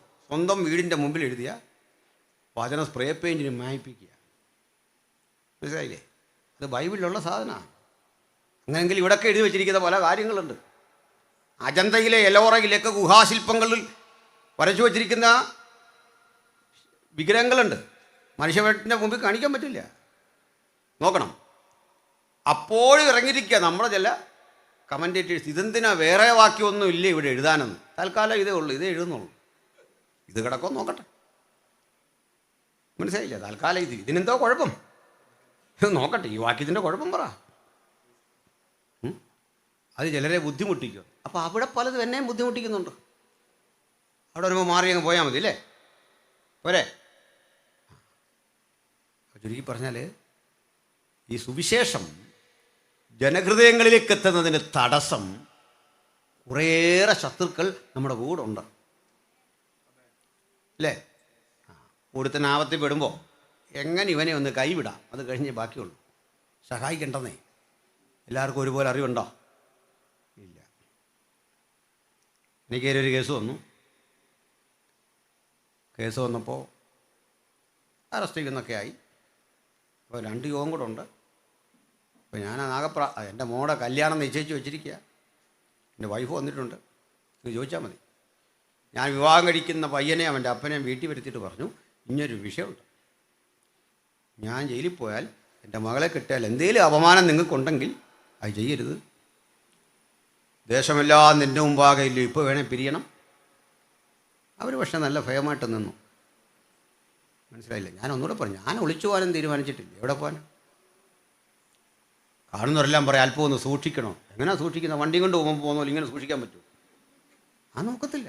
നമ്മൾ ആ സൂക്ഷിച്ച് ജീവിക്കാനേ പറ്റൂ, ഇല്ലേ? ശരിക്കും പറഞ്ഞാൽ അതെല്ലാം അങ്ങോട്ട് കഴിഞ്ഞു. ഈ യോഗം നടത്തിയ സംഘാടകരോട് പറഞ്ഞ് എന്നെ വിളിച്ചുകൊണ്ട് വരാം. ആ പാവങ്ങൾ വിളിച്ചു, നാളെ അങ്ങോട്ട് ചെല്ലണോ? ഞാൻ ചോദിച്ചു, നിങ്ങൾ വിളിക്കുമ്പോൾ ഞാൻ എന്തിനാണ് വരുന്നത്? നിങ്ങൾ വിളിച്ചാൽ കൺവെൻഷന് പ്രസംഗിക്കും. നിങ്ങൾ വിളിച്ചിട്ട് ഞാൻ കോടതിയിലോ പോലീസിലോ പോകുന്നത് എങ്ങനെ? അതിനവിടെ ആളുണ്ട്, അവർ വിളിക്കട്ടെ. അല്ല, അതിനല്ലേ ഇപ്പോൾ നമ്മൾ ശമ്പളം കൊടുക്കുന്നത്. അവരുടെ പണിയാണ്, വിളിക്കട്ടെന്ന് പറഞ്ഞു. ഞാൻ വിളിച്ചു. ഞാൻ സാർ വകുപ്പ് പറ. 153A എന്ന് വെച്ചാൽ വിദ്വേഷ പ്രസംഗം. ഞാൻ 3-4 പേരുടെ പേര് ചോദിച്ചു. ഇന്ന ടീച്ചർക്കെതിരെ എടുത്തിട്ടുണ്ടോ, എവിടെയെങ്കിലും അറസ്റ്റ് ചെയ്തോ? ഇല്ല. അതൊക്കെ ചെയ്തിട്ട് വാ. മനസ്സിലായില്ലേ? ഇങ്ങനെ പല പേര് ചോദിച്ചു. അവർക്കൊന്നും ഇല്ലാത്തൊരു നിയമവും ഇല്ല. ഞാൻ ഇന്ന് വൈകിട്ട് ഇന്നടുത്ത് പ്രസംഗിക്കണല്ലേ, വേറെ എളുപ്പവഴി പറയാം. ഞാനങ്ങോട്ട് വണ്ടിക്കൂലി മുടക്കി വണ്ടമേട് വരെ വരികയില്ല. ഞാൻ മണർകാട് പ്രസംഗിക്കുന്നുണ്ട് വൈകിട്ട്, അവിടെ വരെ കൊണ്ടുപോകാം. അതല്ല, എൻ്റെ വീട്ടിൽ വരണം, എൻ്റെ വൈഫിനെയും പിള്ളേരെ അറിയിക്കണം, നേരെ കൊണ്ടുപോകാം. തടയത്തൊന്നുമില്ല ആരും, ഒരു വിഷയമില്ല. ഞാനങ്ങ് വന്നേക്കാം. ജയിലിനോടുള്ള ബുദ്ധിമുട്ടല്ലേ. മുമ്പ് പറഞ്ഞ ജയിലിന് പോകാനൊരു ആഗ്രഹം എനിക്കില്ലാതില്ല, വേറൊന്നും കൊണ്ടുമല്ല. ഞാൻ കഴിഞ്ഞ ദിവസമാണ് അവിടുത്തെ ആ ഫുഡിൻ്റെ ആ മെനു ഒക്കെ വായിച്ചത്. എൻ്റെ പൊന്നെ, ജീവിതത്തിൻ്റെ ഒരു നല്ല പ്രായം മുഴുവൻ ഈ ഹൈസ്കൂൾ ഫുഡ് പഠിച്ചും പഠിപ്പിച്ചും കഴിച്ച ഒരാളാണ് ഞാൻ. ഏതാണ്ട് അതൊരു സെമി ജയിലാണ്. അപ്പോൾ ഞാൻ അന്ന് മുതൽ ഇങ്ങനെ തീരുമാനിക്കുക. അപ്പോഴേ ഇത് കണ്ടപ്പോൾ മുതൽ ആഴ്ച ഒരു ദിവസം മട്ടൺ, പിന്നെ ചിക്കൻ, ഇതൊക്കെ കണ്ടപ്പോൾ എനിക്ക് തോന്നി നമ്മുടെ ഈ ശരീരമൊക്കെ ഒന്ന് മെച്ചപ്പെടുത്താൻ. ഞാൻ ഒന്നുകൂടെ പറഞ്ഞു, നമ്മൾ തലകറങ്ങൊന്നും വീഴില്ല, നിങ്ങൾ കൊണ്ടുപോ. പിന്നെ അവർ വന്നില്ല. അവസാനം ഇലക്ഷന് മുമ്പ് പറയുക അതൊക്കെ എഴുതി തള്ളിയെന്ന്. ഞാൻ പറഞ്ഞു വളരെ നല്ലത്. തള്ളിയാലും നല്ലത്, ഇല്ലേലും നല്ലത്. എന്നാന്നറിയണ്ടേ, ഈ പൗലോസ്ലീഹ ജയിലിൽ കിടക്കുമ്പോൾ ഒരു ഉത്തരവ് വന്നു. എന്താ ഉത്തരവില്ലെന്നറിയണ്ടേ? പൗലോസായ താങ്കളെ രാജ്യത്തിന് വിരുദ്ധമായി സുവിശേഷം പ്രസംഗിച്ചു എന്ന കാരണത്താൽ ഈർച്ചവാളിനാൽ കൊന്നുകളവാൻ റോമാ കൈസർ ഉത്തരവായിരിക്കുന്നു. ഈ ജയിലിൻ്റെ മുമ്പിൽ കൊണ്ട് ഒട്ടിക്കുന്നത് നമ്മളെ കൊല്ലുമെന്നുള്ള കാര്യം വായിച്ച് വായിച്ച് മെൻ്റലി നമ്മൾ വീക്കാകണം. മിക്കപ്പോഴും ഭ്രാന്ത് പിടിക്കും. ആ കിടപ്പ് റോമിലെ നിയമം അനുസരിച്ച് എപ്പോഴാണ് ഇത് നടപ്പിലാക്കിയെന്നറിയില്ല.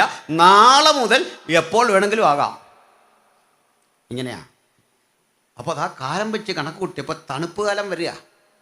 ഈ തണുപ്പത്ത് ഇവർ നടത്തുകയില്ല. കാരണം 8-10 പേരെ ഒരുമിച്ചാണ് ഈ തല വെട്ടുന്നത്. തല വെട്ടുകയല്ല, ഈർച്ചവാളിൻ്റെ വെട്ടെന്ന് പറഞ്ഞാൽ വെറും സോഡിങ് അല്ല.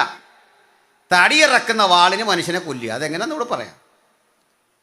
ഈർച്ചവാളാനാൽ ഉള്ള ശിക്ഷയെന്ന് പറഞ്ഞാൽ 2 മരത്തിലേക്ക് 2 കാലുകൾ വലിച്ചു കെട്ടിയിട്ട് 2 പേര് അപ്പുറത്തും ഇപ്പുറത്തും നിന്ന് 2 പീസാക്കുക. 2 കാലുകൾ 2 വഴിക്ക്. ഇതാ ശിക്ഷ. ഇത് എഴുതി വെച്ചാലുള്ള സ്ഥിതി ആലോചിച്ച്. നമ്മളിപ്പോൾ ഇത്രയും പേരും പോകണ്ടല്ലോ. ഡോക്ടർ പറയുക പോയിട്ടൊന്ന് സ്കാൻ ചെയ്യാമെന്ന് പറഞ്ഞാൽ അവിടെ മുതൽ മൂളാൻ തുടങ്ങും.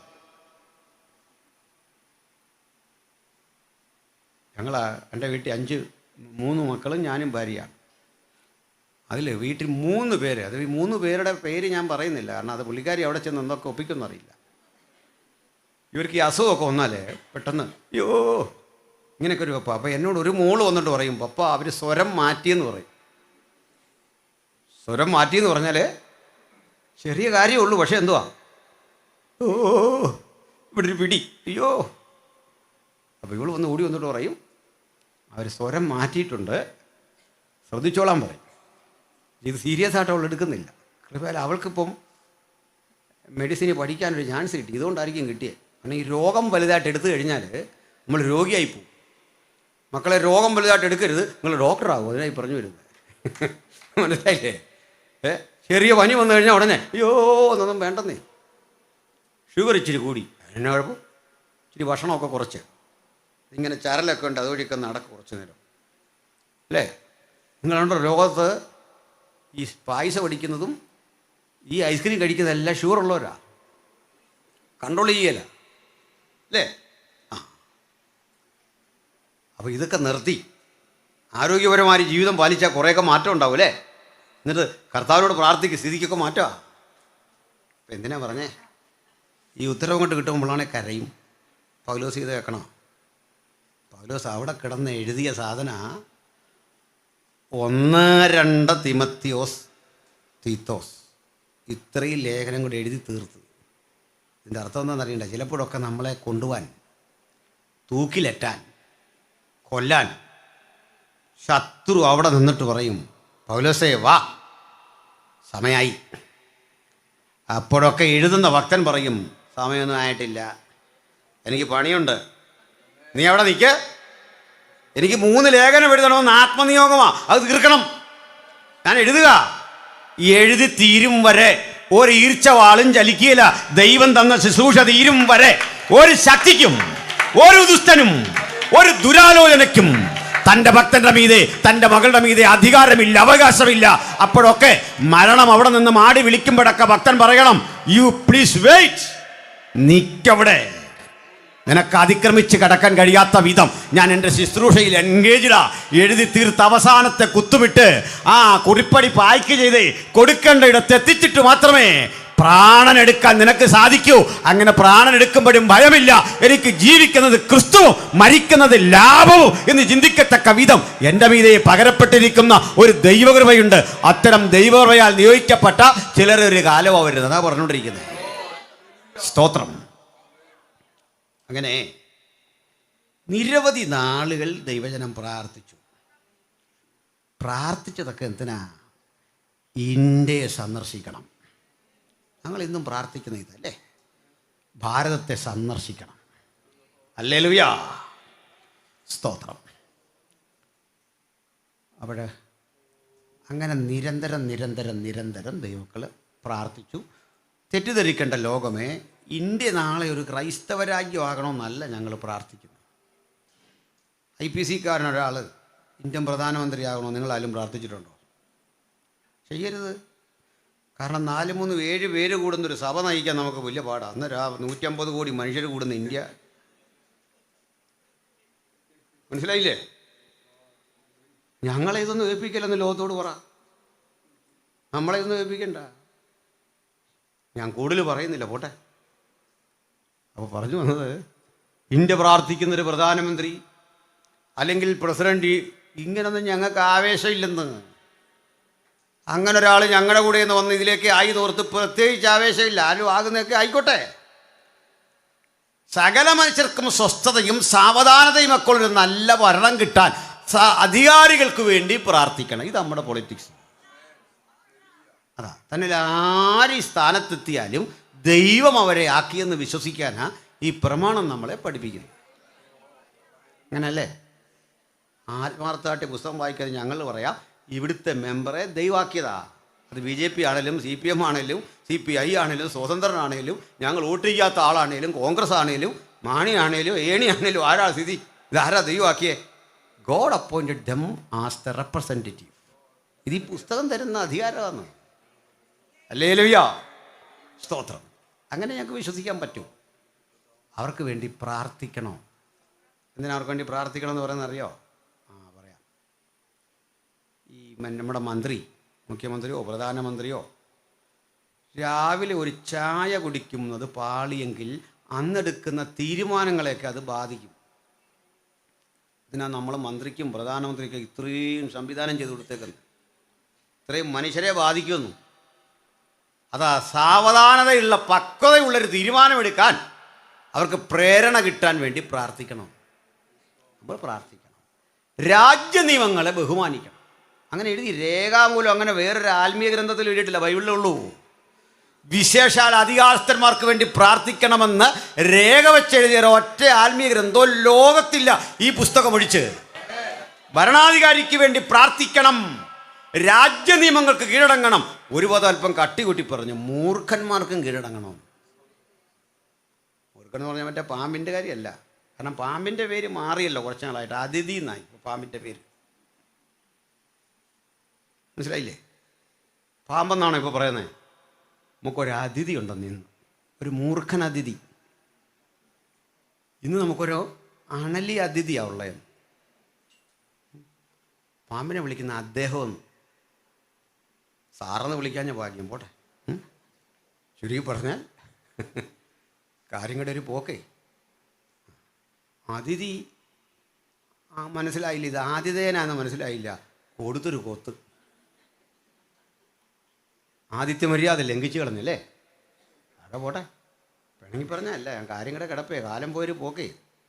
ശരിക്കും പറഞ്ഞാൽ നമ്മൾ പ്രാർത്ഥിക്കണം ഇവർക്കൊക്കെ വേണ്ടി. എൻ്റെ അർത്ഥം അറിയണ്ടേ? നമ്മൾ കുറേ കൂടി ശരിയാകണം എന്ന് ദൈവത്തിന് തോന്നിയപ്പോൾ ഭരിക്കേണ്ടവരെ ദൈവം കൊണ്ട് ആക്കി. അടിച്ച് തകർത്ത് ഇടിച്ച് പിഴിഞ്ഞ് നമ്മുടെ ചാറൂറ്റും. ഇതായി പറഞ്ഞു വരുന്നത്. പറയാം, FCRA മുഴുവൻ റദ്ദാക്കി. FCRA എന്ന് പറഞ്ഞാൽ നമുക്കിപ്പോൾ UK US ഇവിടുന്നൊക്കെ ഒരല്പം പണം വന്നു, ട്രസ്റ്റിനോ സൊസൈറ്റിക്കോ മാറാൻ പറ്റില്ല. Foreign currency regulating act, FERA, ആ ലൈസൻസ്, ഈ പണം മാറാൻ ലൈസൻസ് വേണം.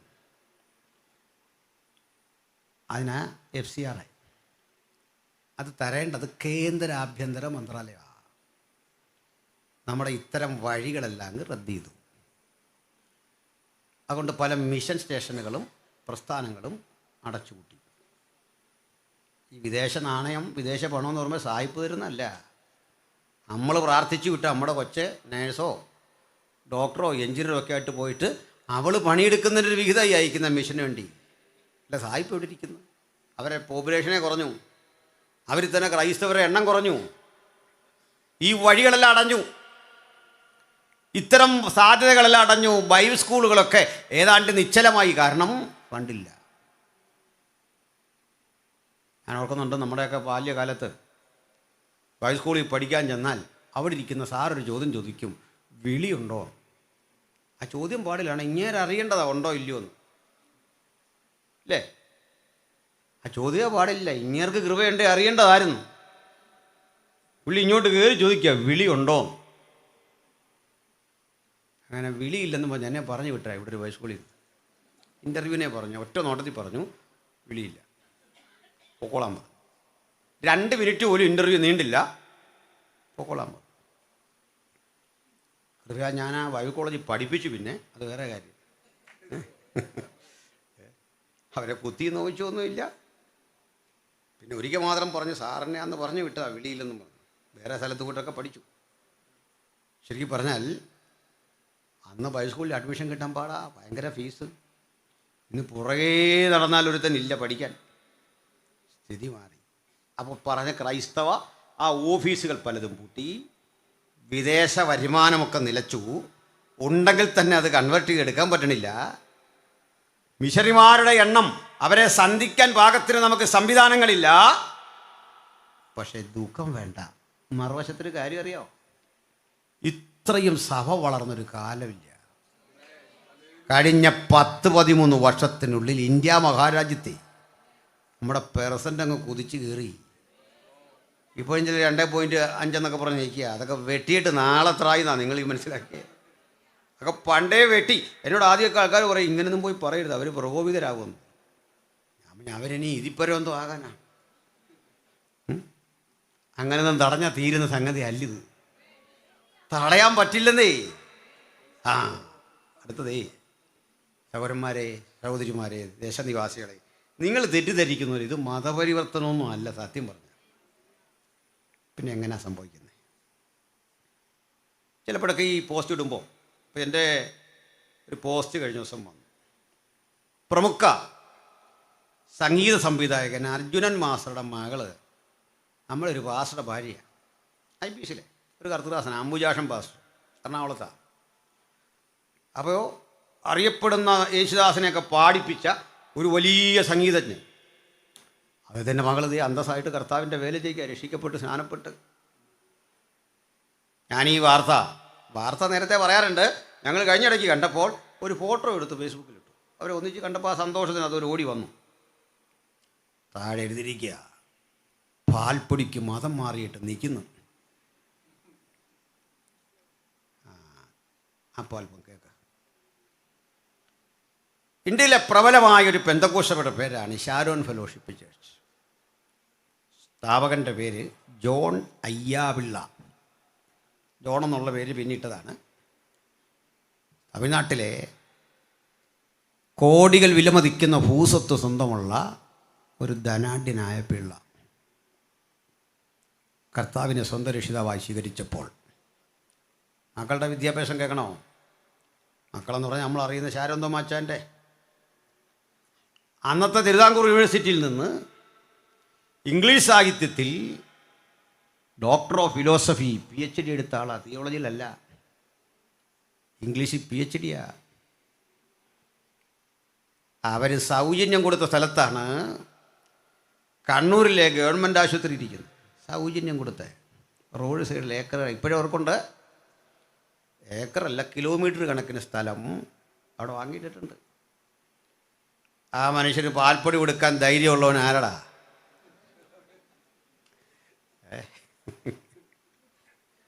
ചർച്ചക്കൂടിൻ്റെ സ്ഥാപകനുണ്ടെന്നേ, AR തങ്കയ്യ അതിശയം, ART അതിശയം, PAB സാം സാറിൻ്റെ അപ്പൻ. തമിഴ് ബ്രാഹ്മണന് ഭൂസ്വത്തേറെയുണ്ട്.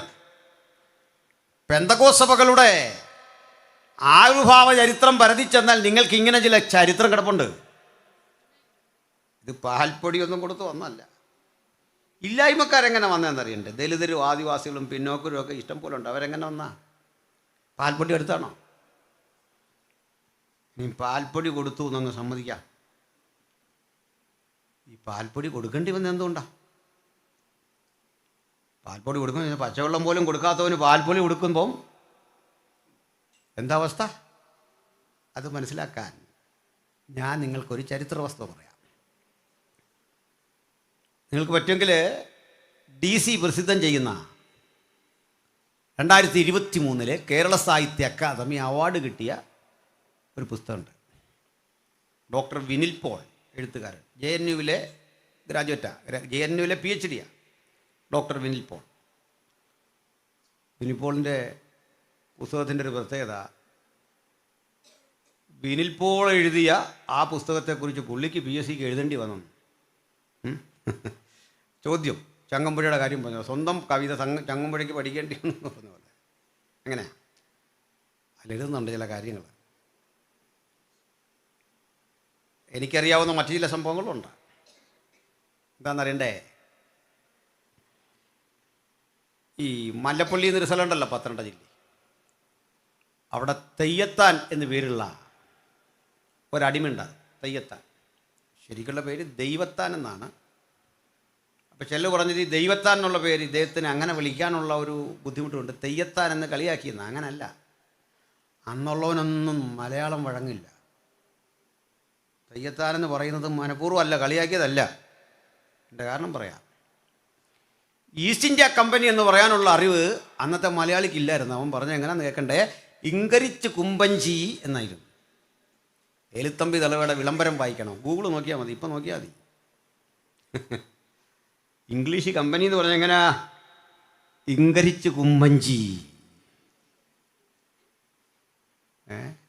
തീർന്നില്ല. നിങ്ങളുടെയൊക്കെ ആധാരം പരിശോധിച്ചാൽ ഒരു പദം കാണാം, പണ്ടാരപ്പാട്ടവക സ്ഥലം. എന്താ പണ്ടാരപ്പാട്ടം? രാജഭണ്ഡാരം വക സ്ഥലം. ഭ ട്രഷറി വക സ്ഥലം പാട്ടത്തിന് തന്നു എന്നേ അർത്ഥമുള്ളൂ.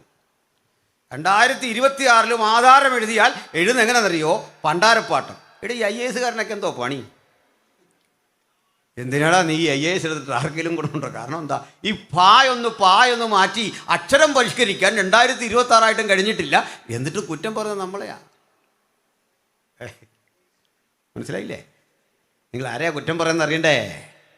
80 ഇന്ത്യൻ ഭാഷയ്ക്ക് വ്യാകരണം, 125 ഇന്ത്യൻ ഭാഷയ്ക്ക് നിഘണ്ടു ഇതുണ്ടാക്കി കൊടുത്തതേ യേശുവിനെ പ്രസംഗിക്കാൻ ഈ രാജ്യത്ത് വന്ന യേശുവിൻ്റെ അനുഗാമികളായ സുവിശേഷകരാ. അവരുടെ ചങ്കുറപ്പിൻ്റെ ആനുകൂല്യം പറ്റിയ ഓരോ ഇന്ത്യക്കാരനും ജീവിക്കുന്നത് എന്ന തിരിച്ചറിവ് വേണം. എന്നിട്ടേ ഈ വക കാര്യങ്ങളിലൊന്നും ജനസാമാന്യങ്ങളിലേക്ക് എത്തിക്കാതിരുന്ന കാലത്ത് തെയ്യത്താൻ എന്നൊരു മനുഷ്യൻ ഈ മല്ലപ്പള്ളി വഴി പുറത്ത് മുഖം വെച്ച് മറുവശത്ത് കാളയുടെ പുറത്ത് മുഖം വെച്ച് പോവാ. അതിലൊരു മിഷണറി നടന്നു വന്നു, ജോൺ ഹോക്സ്വർത്ത്. 1854 സെപ്റ്റംബർ മാസം 10-ാം തീയതി. കാലം കണക്കൊന്നും തെറ്റാൻ പാടില്ല.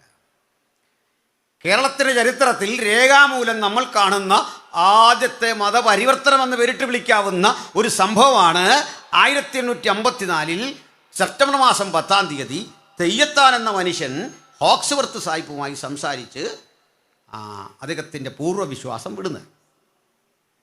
തെയ്യത്താൻ്റെ വേഷം ഒരു കൂമ്പ് പാള കൊണ്ട് നഗ്നത മറച്ചിട്ടുണ്ട്. ഹോക്സ്വർത്ത് ഇദ്ദേഹത്തെ കണ്ട് കുറച്ചു നേരം നിന്നു. എന്തൊരവസ്ഥയായത്!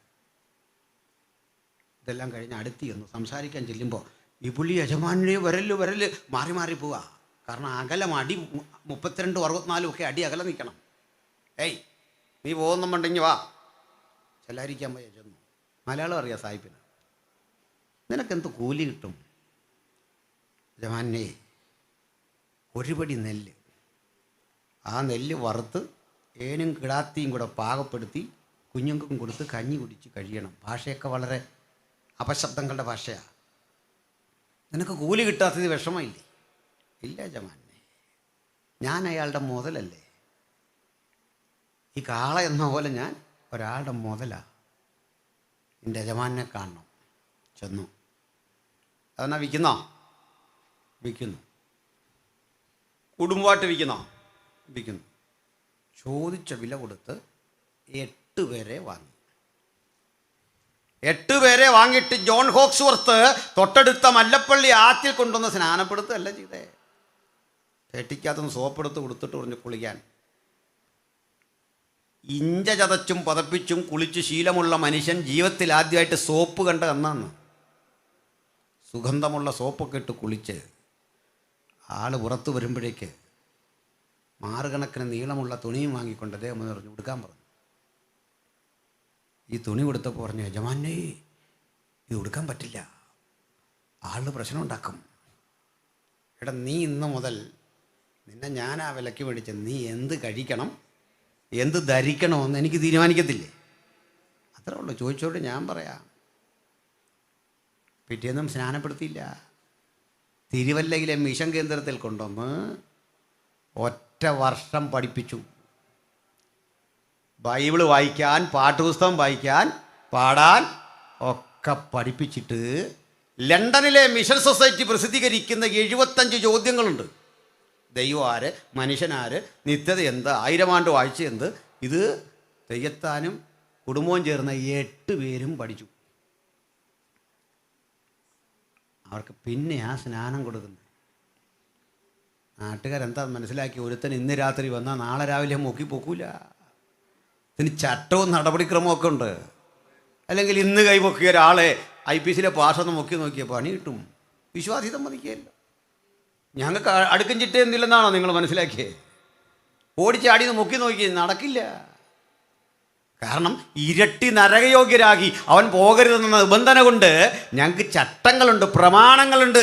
അവൻ പഠിക്കേണ്ട കാര്യമുണ്ട്. അവനെ മനുഷ്യനാക്കി എടുക്കേണ്ട ഉത്തരവാദിത്തമുണ്ട്. അവൻ പുകവലിക്കരുത്, മദ്യപാനം നടത്തരുത്, ദുശീലങ്ങളിൽ നിന്ന് മാറി നിൽക്കണം. ഇങ്ങനെ ഒട്ടേറെ പ്രതിബന്ധങ്ങളെ ധരണം ചെയ്താണ് അവൻ്റെ മനുഷ്യത്വത്തിലേക്ക് അവൻ വളരേണ്ടത്. അവനെ മനുഷ്യനാക്കുക ആദ്യത്തെ പ്രക്രിയ.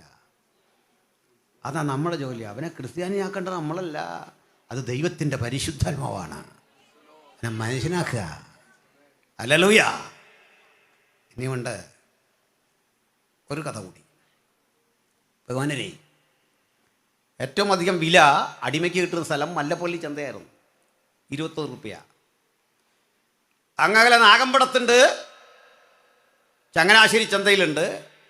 അവിടെ നിന്നൊക്കെ ഇവിടുന്ന് ആലപ്പുഴ വഴി വണ്ടിയിൽ കയറ്റി അങ്ങകലെ കണ്ണൂർ കൊണ്ട് വിൽക്കാൻ പോയപ്പോൾ തോമസ് ബാബർ എന്നറിയപ്പെടുന്ന ഒരു സായിപ്പ് വഴി തടഞ്ഞ് ആളുകളെ രക്ഷപ്പെടുത്തി വിട്ട കഥകളൊക്കെ ഉണ്ട്. അതെല്ലാം വിൽപോണിൻ്റെ പുസ്തകത്തിലുണ്ട്, വായിക്കണം. കഥകളുടെ ചരിത്രമാണ്, ഹിസ്റ്ററിയാണ്, വെറുതെ എഴുതാൻ പറ്റില്ല. അതിന് കേരള സാഹിത്യ അക്കാദമി ഗവൺമെൻറ്റാണ് കൊടുത്തേ.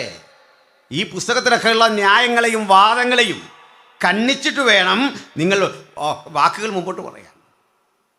ഒരു സംഭവം കേട്ടാൽ ഭയങ്കര വേദന വരും. ഒരു സ്ത്രീ, 1.5-2 വയസ്സുള്ള ഒരു കുഞ്ഞ്, അതിൻ്റെ മൂത്തത് 6-7 വയസ്സുള്ളൊരു പയ്യൻ. ഒരു ദിവസം അറിയുന്നു ഈ സ്ത്രീയെ വിൽക്കുക എന്ന് പറഞ്ഞാൽ അത്രേ ഉള്ളൂ, യജമാനം വിൽക്കുക. ഈ കുഞ്ഞിൻ്റെ പ്രായം ഓർക്കണം. ഭർത്താവ് ജോലിക്ക് പോകണം, അയാൾ അടിമയാണ്. ഭർത്താവിനെ വിൽക്കുന്നില്ല, ഭാര്യയെ വിൽക്കുക. അന്ന് അമ്മ കുഞ്ഞിനെ കുളിപ്പിച്ച് വൃത്തിയാക്കി, മൂത്ത ആളിനെ കുളിപ്പിച്ച് വൃത്തിയാക്കി, ഉള്ള ഭക്ഷണമൊക്കെ കൊടുത്ത് മൂത്ത ആളിനെ ചേർത്ത് പിടിച്ച് ഉമ്മ കൊടുത്തിട്ട് പറയുക, കുഞ്ഞുവാവെ നോക്കണം, കുഞ്ഞാവെ നോക്കണം. അമ്മ പോവാ. എവിടേക്കാ? 7 വയസ്സുണ്ട്, അവന് വകതിരിവുണ്ട്. അവന് പാല് കുട്ടി, ഇളയ കുഞ്ഞിന് പാല് സമൃദ്ധിയായിട്ട് കുടിച്ചിട്ടും അമ്മയ്ക്ക് മതി വരുന്നില്ല. വീണ്ടും പാല് കൊടുക്കുക. ഒടുക്കം വിളിച്ചുകൊണ്ട് പോകുമ്പോൾ കുഞ്ഞുങ്ങൾ ഇങ്ങനെ നടക്കുക പുറകെ. ചങ്ങനാശ്ശേരി ചന്തയിൽ വിൽപ്പനയ്ക്ക് കൊണ്ട് വെക്കുമ്പോൾ വില കൂടിക്കൊണ്ടിരിക്കുമ്പോൾ അപ്പുറത്ത് നിൽക്കുക 2 കുഞ്ഞുങ്ങൾ.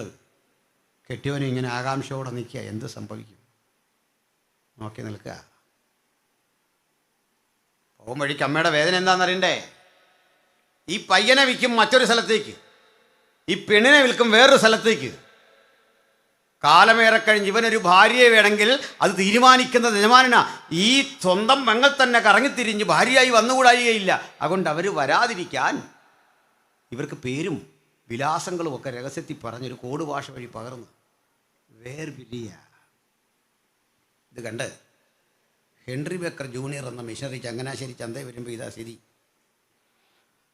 അദ്ദേഹം ചോദിച്ചു വന്നപ്പോൾ ഈ സ്ത്രീയെ വിൽക്കാൻ പോകുന്ന മനുഷ്യനോട് ഇരട്ടി തുക പറഞ്ഞു. ഇനി തരാൻ പറഞ്ഞു. മേടിച്ചു. ഈ കുടുംബത്തെ മുഴുവൻ വിലയ്ക്ക് വാങ്ങിയിട്ട് പറഞ്ഞു, നിങ്ങൾ ഇന്ന് എൻ്റെ സ്വന്തമാണ്. മനസ്സിലായില്ലേ? ഓഹോ, ആരും തൊടുകയില്ല. ഇങ്ങനെ പറഞ്ഞ് ഉറപ്പ് കൊടുത്തവനൊപ്പം പാവങ്ങൾ നിന്നതേ പാൽപ്പൊടിയുടെ ബലത്തിലല്ല, അനുഭവങ്ങളുടെ ബലത്തിലാ. ഇത്തരം അതിസാധാരണക്കാരുടെ മാർഗമാ യേശുവിൻ്റെ മാർഗം. ഹല്ലേലൂയ.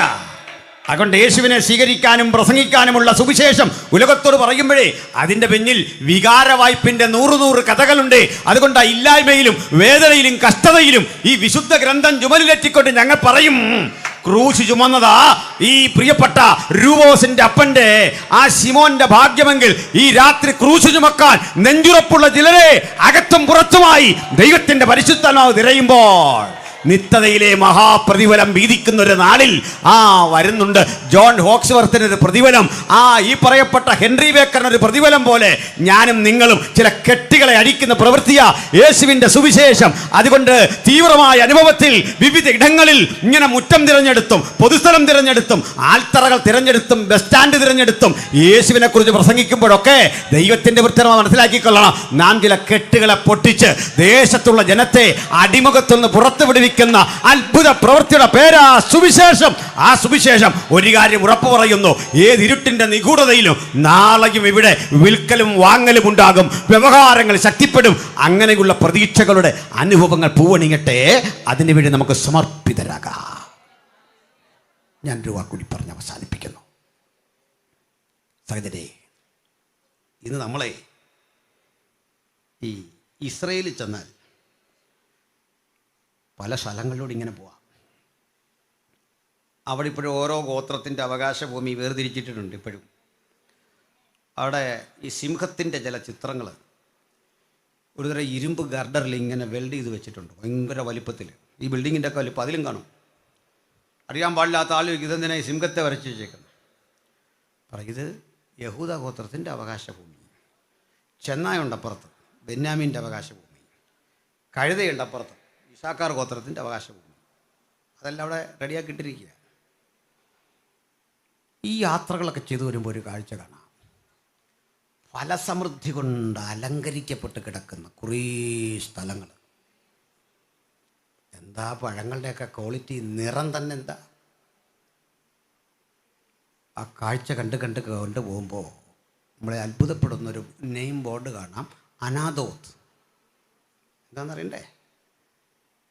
ഹനമയിലിൻ്റെ പക്കൽ നിന്ന് പണ്ടേ ഇരമ്യാവ് വിലയ്ക്ക് വാങ്ങിയ ഭൂമിയാണ് ഫലസമൃദ്ധിയിൽ അവിടെ കിടക്കുന്നത്. എന്താ മനസ്സിലായി? ആയിരത്താണ്ട് മുമ്പ് വാഗ്ദത്തം പറഞ്ഞവൻ ദൈവമെങ്കിൽ കാലമെത്ര കഴിഞ്ഞാലും അത് പുഷ്പിച്ച് പുഷ്കലമായി നിൽക്കുന്ന കാഴ്ച, അത് വാഗ്ദത്തം തന്നവൻ്റെ സവിശേഷതയെങ്കിൽ ഇന്നിവിടം വിട്ട് പിരിയുമ്പോൾ ദൂത് പ്രാപിച്ചവർ, ദൈവത്തിൻ്റെ നിയോഗം പ്രാപിച്ചവർ, ആലോചന കെട്ടവർ ഒന്ന് ഉറപ്പിച്ചേ പോകാവൂ. കാലമെത്ര കഴിഞ്ഞാലും എൻ്റെ വാഗ്ദത്തങ്ങൾ എനിക്ക് വേണ്ടി തുടിക്കും. ദർശനത്തിനൊരു അവധി വെച്ചിരിക്കുന്നു, അത് സമാപ്തിയിലേക്ക് വരാൻ ബന്ധപ്പെടുന്നു, അത് വരും നിശ്ചയം. അതിനുവേണ്ടി കാത്തിരുന്നു കൊള്ളണം. അതുകൊണ്ട് യേശുക്രിസ്തുവിൻ്റെ നിർമ്മല സുവിശേഷം ഒരു ദേശത്തിന് വിടുതൽ, ഒരു സമൂഹത്തിന് വിടുതൽ, ഇതിലെ വാഗ്ദത്തങ്ങൾ അതിനെ നിവൃത്തിക്ക് വേണ്ടി കാത്തിരിക്കുമ്പോൾ ഇനിയുള്ള കാലം നമുക്കധികം കളയാനില്ല. പ്രസംഗകരുണ്ടാകണം യേശുവിൻ്റെ നാമത്തിൽ.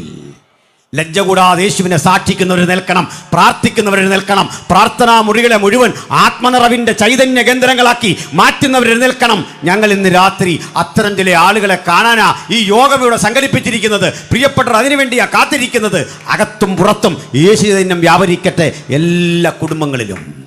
ആ കുടുംബത്തിൽ വെളിച്ചം വസിക്കട്ടെ, ക്രിസ്തു ചൈതന്യം വ്യാപരിക്കട്ടെ. പ്രാർത്ഥിച്ചവസാനിപ്പിക്കുമ്പോൾ കേട്ട വചനത്തിൻ്റെ അടിസ്ഥാനത്തിൽ ആ യേശുവിനെ, ആ യേശു സാന്നിധ്യത്തെ എനിക്ക് ആവശ്യമുണ്ടെന്ന തിരിച്ചറിവിൽ ആർക്ക് തങ്ങളെ തന്നെ സമർപ്പിക്കാം. അങ്ങനെ പുറത്തുള്ള ആരെങ്കിലും ഒരാൾ യേശുവിനെ കർത്താവായി ഹൃദയത്തിൽ സ്വീകരിച്ചാൽ ഒന്നുറപ്പ്, തകർന്നടിഞ്ഞ ജീവിതത്തിൻ്റെ ശൂന്യതകളിൽ നിന്ന്, ഏത് തകർച്ചയുടെ നടുവിൽ നിന്നും, പ്രിയപ്പെട്ടവർ മദ്യത്തിൻ്റെ, മയക്കുമരുന്നുകളുടെ, ജീവിത നിരാശകളുടെ, കോടതി വ്യവഹാരങ്ങളുടെ, പോലീസ് കേസുകളുടെ, പരാജയബോധങ്ങളുടെ ആഴത്തിലാകാം. പക്ഷെ വചനം പറയുന്നു, വീണ്ടും ഇവിടം തളിർക്കും, വീണ്ടും ഇവിടെ പുഷ്പിക്കും. ഇതുവരെ കാണാത്ത അനുഭവത്തിലൂടെ ദൈവം നിങ്ങളെ നയിക്കും. വിശ്വസിക്കുന്ന പ്രിയപ്പെട്ടവരെ ഓർത്ത് ഞാൻ ദൈവത്തെ സ്തുതിക്കുന്നു. ഈ ദേശം ആ ഒരു അനുഭവത്തിലേക്ക് വരാൻ ഈ രാത്രി കേട്ട വചനം വെളിച്ചമായി തീരട്ടെ. ധൈര്യത്തോടെ ദൈവത്തിൻ്റെ സന്നിധിയിൽ വരാൻ നിങ്ങൾക്ക് കഴിയുമെങ്കിൽ, ഞങ്ങൾ നിങ്ങളെ കാണുന്നില്ല, പക്ഷെ നിങ്ങൾ പ്രാർത്ഥനയ്ക്കൊരുങ്ങി ഞങ്ങൾക്കൊപ്പം. ഹല്ലേലൂയ. ഒപ്പം ഇവിടെ വന്നവരിൽ കർത്താവിന് വേണ്ടി പ്രസംഗിക്കാൻ, പാടാൻ, നിൽക്കാൻ അങ്ങനെ ചെയ്യുന്നവരുണ്ട്. അവർക്ക് വേണ്ടി ഞങ്ങൾ പ്രാർത്ഥിക്കാൻ പോകുക. പ്രസംഗിക്കുന്ന ദൈവത്തിൻ്റെ ദാസന്മാരെ, നിങ്ങൾ വലിയ ശുശ്രൂഷ ചെയ്യുക. പക്ഷെ ഒന്നുറപ്പിച്ച്, എൻ്റെ വാക്കുകൾക്ക് കുറെ കൂടെ മൂർച്ച വേണം, എൻ്റെ ശുശ്രൂഷകൾക്ക് കുറെ കൂടെ തേജസ് വേണം, എൻ്റെ ചിന്തകൾക്ക് കുറെ കൂടി ആഴം വേണം. തീ പിടിക്കുന്ന അനുഭവങ്ങളിൽ ഇനിയുള്ള കാലം കർത്താവിനെ സേവിക്കാൻ എനിക്ക് കഴിയണം. ഇങ്ങനെ ആഗ്രഹിക്കുന്ന എത്ര പേരുണ്ട്? എത്ര പേർ പുതുതായി കർത്താവിൻ്റെ മഹത്തരമായ വേലയിൽ എനിക്കൊന്ന് ജ്വലിക്കണം, ഈ അനുഭവത്തിൽ ആരുണ്ട്? അവർക്കും കരമുയർത്താം. ഞങ്ങൾ പ്രാർത്ഥിക്കാൻ പോകുകയാണ്. ഏതെങ്കിലും ഒരു അനുഭവത്തിൽ എനിക്ക് വേണ്ടി പ്രാർത്ഥിക്കണമെന്ന് ആഗ്രഹിക്കുന്ന ആരുണ്ട്? അവർക്ക് കരമുയർത്താം. ഈ രാത്രി ഉയർത്തപ്പെട്ട കരങ്ങളെ കർത്താവ് മാനിക്കട്ടെ. ജീവിത വ്യതകളിൽ, ഭാരങ്ങളിൽ, ഏതെങ്കിലും വിഷയങ്ങളിൽ ഈ ദൂത് സ്പർശിച്ചവരുണ്ടെങ്കിൽ കരമുയർത്താം. ഞങ്ങൾ നിങ്ങൾക്കായി പ്രാർത്ഥിക്കാൻ പോകുക. കരങ്ങളെ താഴ്ത്തിയിട്ട്, പരിശുദ്ധനെ, കേട്ട വചനത്തിനായി സ്തോത്രം. അവകാശ ഭൂമികളെ ഞങ്ങളുടെ പക്കൽ നിന്ന് തെറിപ്പിച്ച് കളഞ്ഞ് ന്യായമായി കിട്ടേണ്ട ഓഹരിയും പങ്കുമൊക്കെ തകർത്ത് ശൂന്യതയുടെ മണ്ഡലത്തിലേക്ക് തള്ളിവിടാൻ ദുഷ്ടൻ ശ്രമിക്കുമ്പോൾ ഒരു തിരിച്ചുവരവുണ്ട്, ഒരു മടങ്ങി വരവുണ്ട്. ആ ആലോചനകളിലൂടെ ഞങ്ങൾ നിന്നിലേക്ക് സ്പർശിക്കുന്നു. ഈ രാത്രി കേട്ട വചനം ജനത്തിന് വിടുതലാകണം, ദൈവമക്കൾക്ക് വിടുതലാകണം. ഈ കേട്ട വചനം രോഗശാന്തിയാകണം. നാളുകളായി ശ്വാസ തടസ്സങ്ങളാൽ ബുദ്ധിമുട്ടുന്നവർ, രക്തസംക്രമണത്തിൻ്റെ കൃത്യതയില്ലാതെ ഭാരപ്പെടുന്നവർ, ബ്ലോക്കുകൾ രൂപപ്പെട്ടവർ, ജീവിതത്തിൽ പതിവ് വിധത്തിൽ വേദനിക്കുന്നവർ, കീമോ ഡോക്ടർ നിർദ്ദേശിച്ചവർ, ഏത് രോഗത്തെ സൗഖ്യമാക്കുന്ന നസ്രായന്റെ കരം ഈ രാത്രി സ്പർശിക്കട്ടെ. അവന്റെ പുത്രനായ യേശുവിന്റെ രക്തം സകല പാപവും നോക്കി ശുദ്ധീകരിക്കട്ടെ. മനോനില തെറ്റിയവർ, മാനസികമായി തകർന്നവർ, ആത്മഹത്യയുടെ മുനമ്പത്ത് നിൽക്കുന്നവർ, അകത്തും പുറത്തും ആരുണ്ട്, കർത്താവ് തൊടണമേ, കർത്താവ് ബലപ്പെടുത്തണമേ, ശക്തിപ്പെടുത്തണമേ. ഈ ദിവസം മറക്കാനാവാത്ത വിധത്തിൽ അവരെ അനുഗ്രഹിച്ച് ആനയിക്കണം. ഇതിനുവേണ്ടി അവസരമൊരുക്കിയ ഭവനത്തിനായി സ്തോത്രം. ഇവിടെയുള്ള എളിയ ദൈവസഭയ്ക്കായി സ്തോത്രം. കർത്താവേ, ഇതിൻ്റെ പിന്നിൽ പണിയെടുത്തവരെ, പ്രാർത്ഥിച്ചവരെ, ചിലവിട്ടവരെ ഒക്കെ ഓർത്ത് ഞങ്ങൾ തിരുനാമത്തിൽ അനുഗ്രഹിച്ച് പ്രാർത്ഥിക്കുന്നു. പ്രാർത്ഥനയിട്ടതിനായി സ്തോത്രം. യേശു ക്രിസ്തുവിൻ വിലയേറിയ നാമത്തിൽ തന്നെ ആമേൻ. എല്ലാവരും